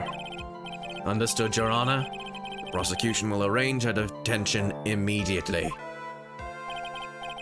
That is all. Court is adjourned for today. Dun dun. Well, shit. Well, fuck.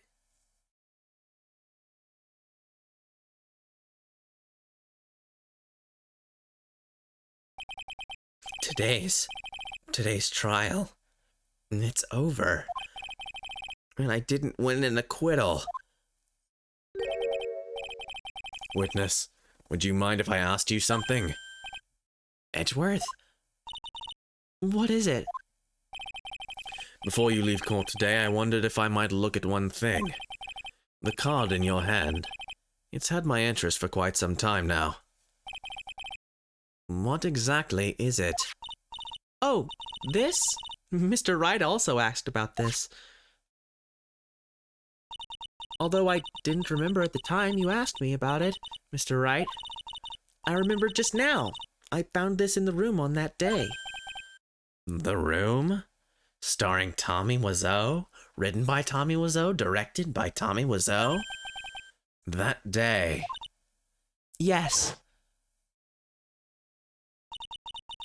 I found this card when I discovered Juan's body. Yeah, I thought it's right there. I meant to mention it. I'm like, oh, there's a thing right there.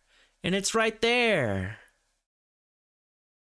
It was laying right there, right next to him. You found that card? Next to the victim's body? I suppose I must have unconsciously slipped it into my pocket. But it's not as if this card has any relevance to Juan's murder, right? Yeah, I guess not. But it's still a strange card, if you ask me. But as far as a clue to this case, I don't see why. Hold it! Witness, that card. Give it to me, hurry! Edgeworth? Do you have any idea what you have stupidly yet inadvertently done? This, I can't believe you hid this from me all this time! I didn't mean to. What is all this about? I've never seen Edgeworth so emotional before. You took a very obvious serial killer calling card from the fucking crime scene. You moron! That card, what in the world is it? And what does it mean? To be continued. Woo!